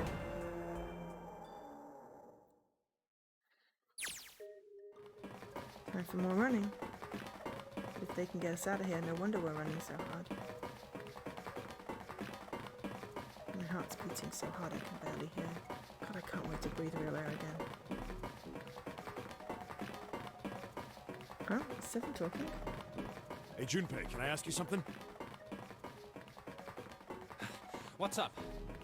That door, the one with the 9 on it. Why'd it open? Yeah, all We got 5 Magic of us Brow verified again. our numbers on the red. 2 plus 4 plus 5 plus 7 plus 8 is 26. That makes our digital route 8. It shouldn't have opened. That's not like you, Lotus. I thought you would have figured it out already. It was a Q. It's 26. Why? Because you were the person who taught me about the idea of bases. Bases? Yeah. What are the 2 numbers in base 2? 0 and 1. How about base 10? That goes from 0 to 9, right? Then how about base 16? 0 through F. After 9, it starts at A and goes from there. B, C, D, etc. You're right. In other words, A in base 16 is 10 in base 10. B is 11, C is 12, D is 13, and so on. So, what about it? You don't get it? What if we keep going with that pattern? What if you go way past base 16 all the way to base 27? Base 27? Yeah. Well, the numerical digits are the same. So, I guess you'd add alphabetical digits. E is 14, F is 15, G is 16. H is 17, I is 18, J is 19. K is 20, L is 21, M is 22. N is 23, O is 24, He is 25. Yeah, He's 26. and what comes after that? Oh, come on. Oh, Q. 26. And what does that mean? Wasn't a 9 on the door. It was a Q. A fucking lowercase q. Yep, that's pretty much it. I guess to put it another way, you could say that it was a 9 in base 10, but a Q in base 27. Time for more running. God, my thighs are killing me. I swear, any moment now I'm gonna tear a muscle. Alright. Oh, we're nearly at the end. Oh, we did get another escape thing, though. That's the final question, but I guess we gained all the memories of escape. And then the answer to the final question. I feel like every single cell of my body is dying for air. Damn, every breath I take is a chore now. I feel like my lungs are gonna burst. Snake looks like he's grey, looks like he's freaking dead. Maybe he's just a short rest. No, can't stop, don't have time. I mean, the ship already exploded, didn't it? Come on, Legs, there can't be many more of these steps left.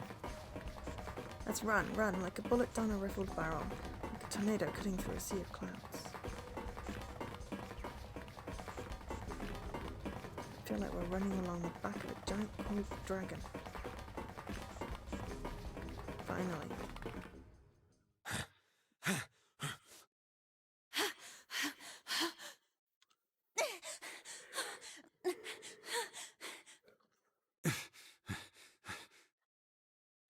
Whew. Jeez, I can barely breathe. No, Jinpei, no time to rest. Pull yourself together, you're almost there. All right, I'm gonna open it. Yeah. Yes. We're finally here. Please do. Sure, you look like a big heavy door. But you're the only thing standing between me and my freedom.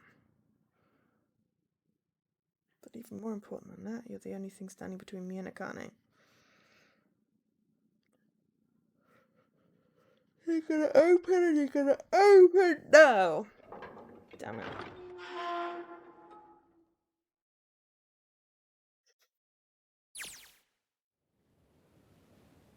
I felt a hand on my shoulder. It was Iris.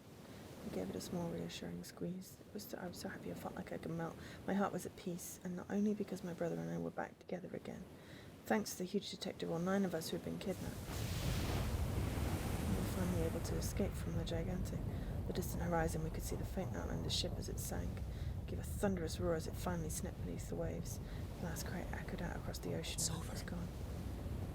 I whispered. Yeah. It was over. It was finally over. Or was it? Was it really? No, that was wrong.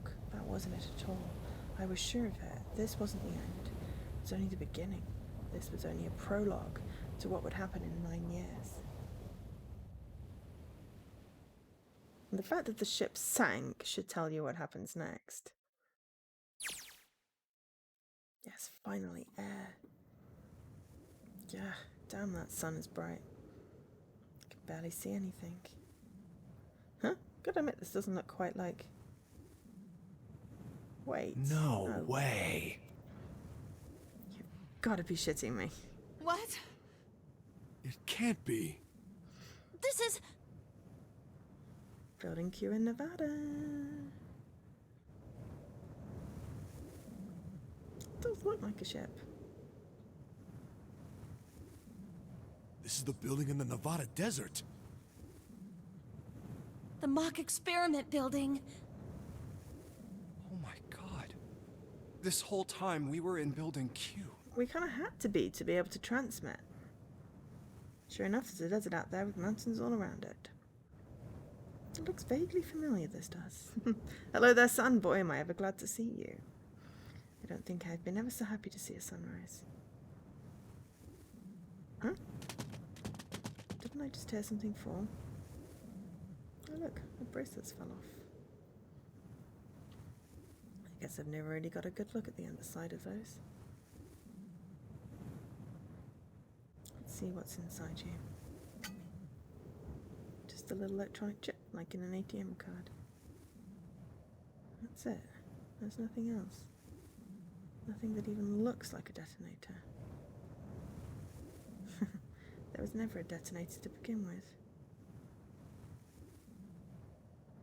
Akane.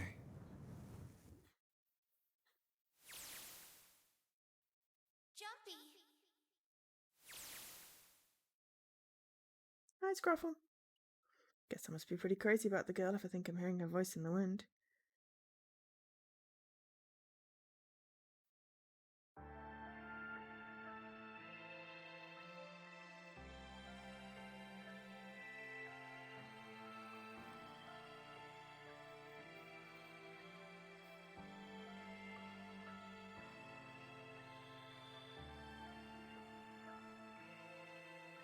Did I just accidentally skip?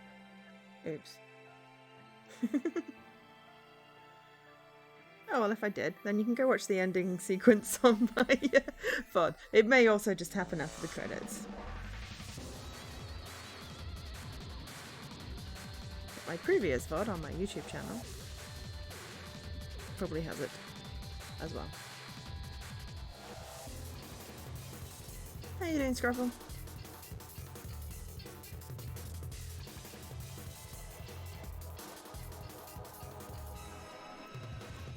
No ending. I think there's ending after the credits.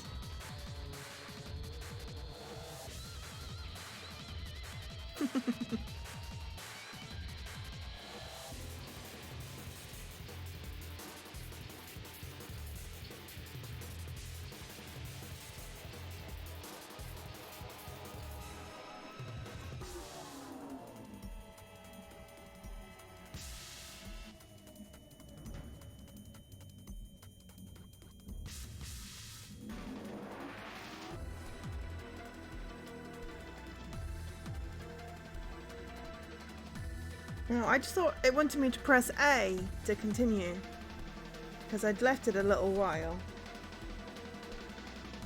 It's probably fine.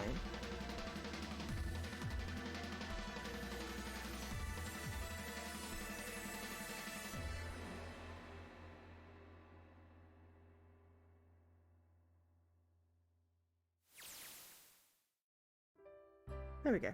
Are you okay? Oh, come on. This is nothing. Really? Yeah. You don't look okay.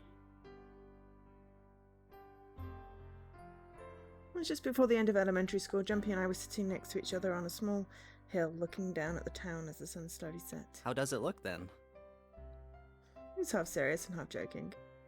I thought about it for a minute first. Well, let's see.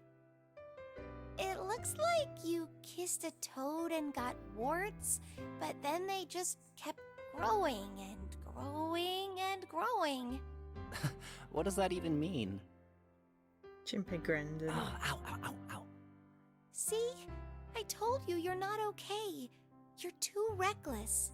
You can't beat 5 8th graders, Jumpy. That's crazy. Yeah, but I couldn't just stand there. I mean, don't you think so? I had to do something. We get an ending. We've still got an achievement to go as well. Look at the Nevada desert go past. For an SUV, I think it's a pretty smooth ride. Sure was nice of someone to leave it for us outside the building. Keys in the ignition and gas in the tank.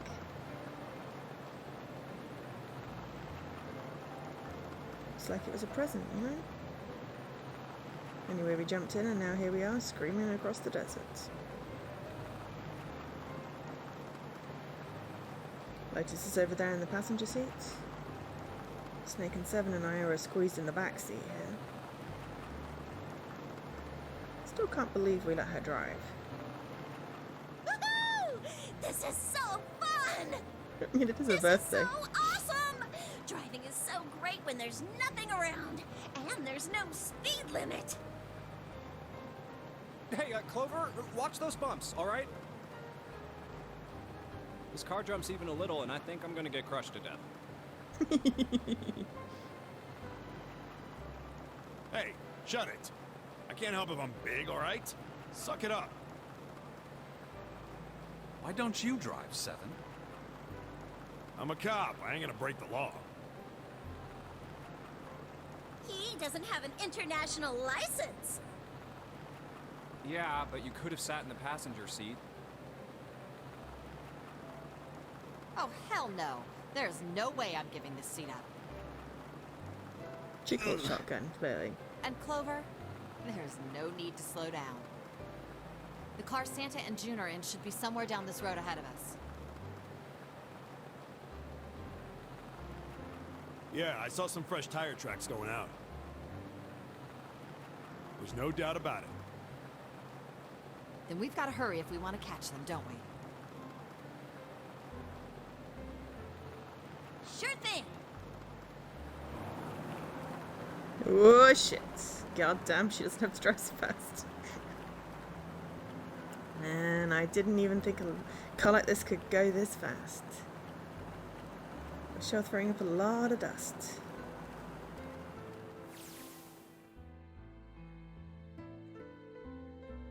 It was a couple of hours after we run into the junior high students. They'd been hiding in the bushes on the back of one of the hills, drenching a kitten in gasoline. The moment we saw what they were doing, Jumpy ran up to them, furious. Hey! What the hell are you doing? No, the person who calls shotgun gets the passenger seat. And then he jumped on them. I quickly scooped up the kitten and tossed it to me. I caught it and ran for the police station as fast as I could. Help me! Officer, please! You have to come with me! And the policeman and I headed back to the hill. What we found was Jumpy sprawled on the ground with a face covered in big swelling lumps. You couldn't run away after you threw the kitty to me? I asked him. He stuck his tongue out through the hole in his mouth where a tooth had fallen Yeah, out. I guess I could've... Then why didn't you? I didn't want to. I wanted to beat him up. Beat him up real good.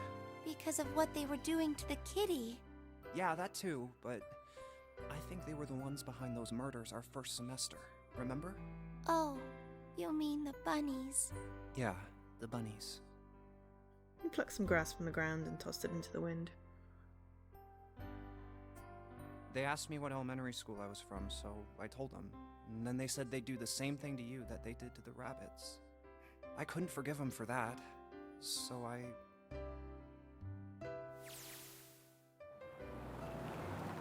Hey, there's still some stuff I don't get. Of course, they probably don't know any more than I do. Like Ace. Well, I guess I should say Gentaro Hongo. Why did he create the Nonary project? Anybody? Any ideas? Why don't you ask him yourself? Well, yeah, I guess I could. He's still in the trunk, I assume? Yeah, he is. Still tied up, I'm assuming, with his mouth taped shut. His eyes just look empty, no emotion. It looks like he's just given up. I wonder if he even cares what happens to him anymore. I feel like there was something with a sick wife. Hey, but I might just be were you imagining listening to stuff. us? Yeah, go ahead and try to pretend you weren't, you old bastard. Get that tape off your mouth. Come on, I know you were. Answer me. Don't at least look at me when you talk, man. I only wanted to see the faces. Human faces. I thought if I could gain the ability to access the morphic field set, then perhaps I could see faces. By peering into people's minds, you could understand how they were processing the expressions of others. That's it? Yes, if you want to put it simply. But if you are looking for a more philosophical answer, I can supply that as well. You see, the human collective consciousness... I think that's enough out of you, pal. Time for the tape to turn her back on. All right. So what's your second question? You said there were some things you didn't get, didn't you? Well, someone's a little nosy. Well, my next question doesn't really have anything to do with you two. This is for you, Seven. It's about the whole Alice thing. What's the deal with that? Well, see, 9 years ago, after I escaped from the Gigantic, I kept going after Hongo on my own, hoping I'd catch him when he finally slipped up. During the course of my investigations, I learned a lot more about the Gigantic. I also found out about Gordain and Alice. You're not really answering my question. Was there actually a girl who wouldn't melt at room temperature?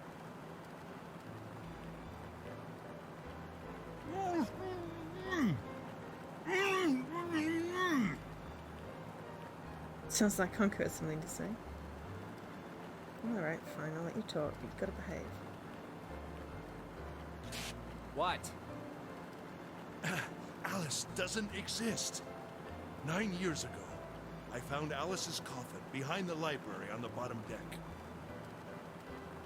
There was nothing in it but the root of a peculiar plant. My research determined that it was a member of the genus Mandragora, of the family Solanaceae. It's a commanderate root. I was able to extract a particular alkaloid from it. I used that extract to create Soparu. Its creation was a tremendous boon to my firm, and we grew rapidly. Shit, this is gonna go on forever. Tape's going back on, Hongo. The rest of my questions can wait a bit. For now, I think I'll just enjoy the ride.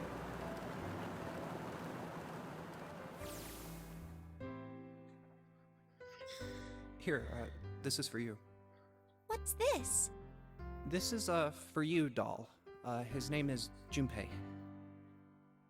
Jumpy pulled something out of his pocket and shoved his arm down towards me. Its hand was a doll made of yarn, small enough to fit his Jumpy, palm.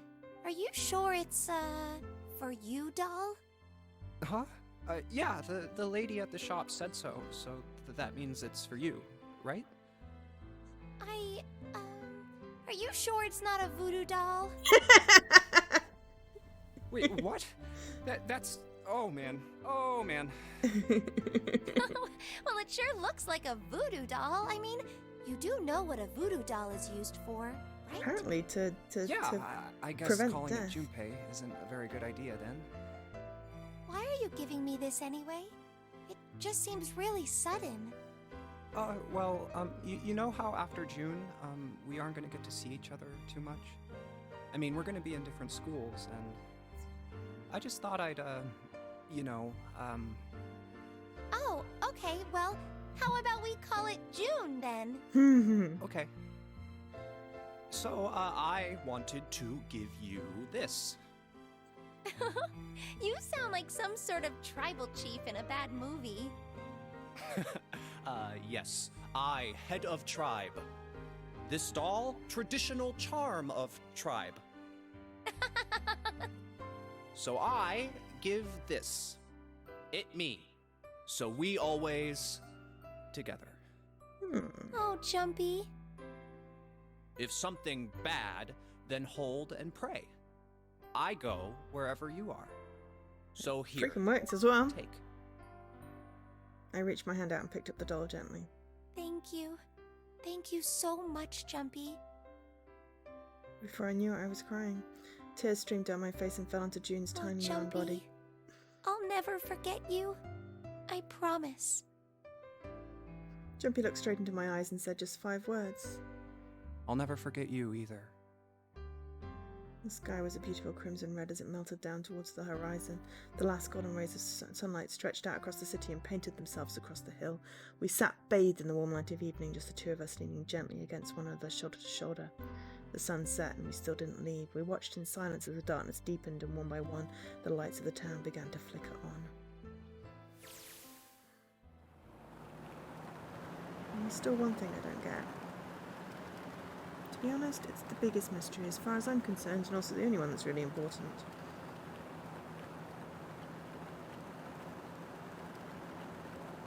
It has to do with June and Akane. 9 years ago she died in the incinerator on the Gigantic. But she's still alive now as June. But how? Was it because I tapped into the morphic field set and saved her 9 years ago? Alright, let's say that makes some kind of insane sense. If I did that, then how do I make sense of what Seven remembers? Snake makes sense, he's blind. He couldn't have seen her body anyway. But Seven, he said he was sure he saw it. Does that mean there's some kind of historical discrepancy? Or wait, maybe that's not it at all. There is one other logical explanation. Was what you told me the truth, Seven? You look satisfied. No, no way. He couldn't. Hey, look! Over there! There's somebody next to the road. Huh? What? Hmm?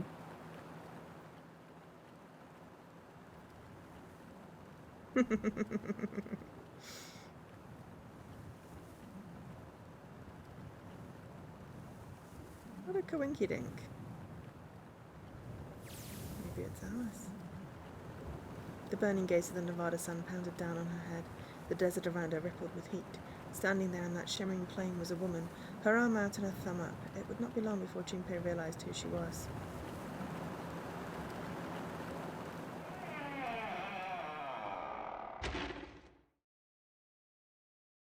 See, we get an end, an achievement. Something about not forgetting our towel.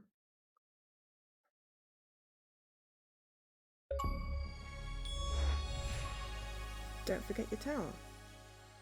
Finish the main scenario in 999.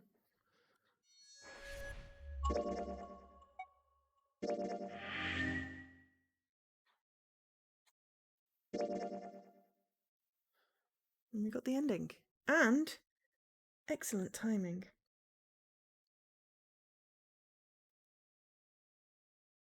Look at that perfect flowchart.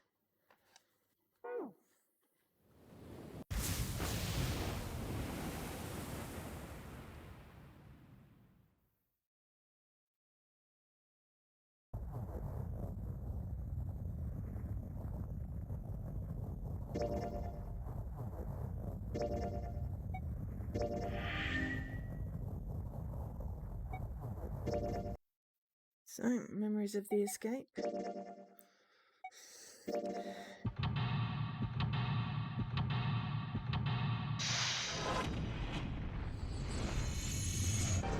as that, is it? Okay.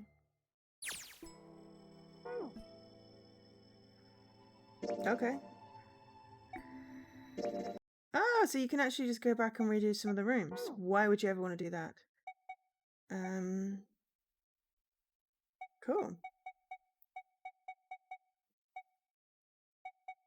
Right, well, that is all of the achievements for 999.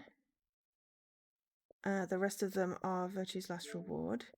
So there are 8 achievements for 999. That makes me very sad.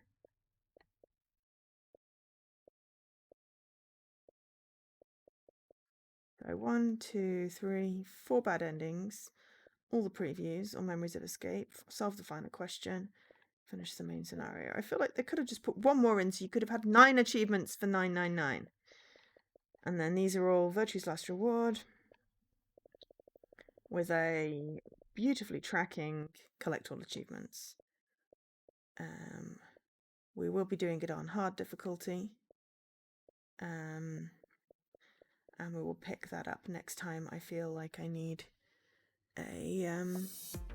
a break. As to what the plan is for the week, I'm hoping Jessie will join me in playing some Overcooked, because it's on my list again. The all-you-can-eat edition. Hopefully, I think it's either going to be finish Overcooked 1, get all the locations, do the DLC stuff, or a random achievement that you have to do, like 3 stars with the same chef or some nonsense. Then on Thursday, I'm going to be playing, I think I'm going to do Willie Morgan and the Curse of Bone Town first. I have 2 achievements in that game to get for RTTL. It's very much done a, hello, let's give you lots of achievements. I've got 3 in Dreamfall chapters, for example. 2 in Lacuna and 2 in Willie Morgan. It's really quite... Oh, and 2 in Bug Snacks, which I haven't even started yet. And they're probably like end game. And then I may have said, but I'll repeat again, Friday to Monday then I am not available for streaming. I have a friend coming over, Daisy, friend of the stream Daisy, Pink Rat Girl, will be coming over and we will do lots of escape rooms, because that's what we do. But then I'll be back the Tuesday afterwards, so I think I haven't figured that far ahead because that will involve a Jessie possibly, depending on what we're doing. But or if Jessie's not available tomorrow, we'll do something else and then we'll do Overcooked the week after. But I have plans, whatever. I've got streaming games ironed out. So yeah, and then yeah, we will pick up Nonary games to do Virtual's Last Reward another time. Jessie is still streaming. Looks like he's going strong. Playing Rogue Legacy, so we'll just head on over to Jessie. To say hi. He's probably got a little bit of time left in him. But for now, I have been Jo, otherwise known as Angel SK. Thank you so much for watching. Hopefully you've had fun and enjoyed the Nonary games. As I said, it's on Game Pass. Pick it up and play it. It's awesome. It is awesome. It really is awesome. You will enjoy it. But I mean, even if you've seen it all with me, please pick it up. You can sit motivate on auto, and you know, if you want to just get through it. But hopefully, it means I'll bring the 3rd one. So there we go. Right. Catch you tomorrow, hopefully. Same time, same place. For now, have a great rest of your day, evening, week, whatever period of time. Bye.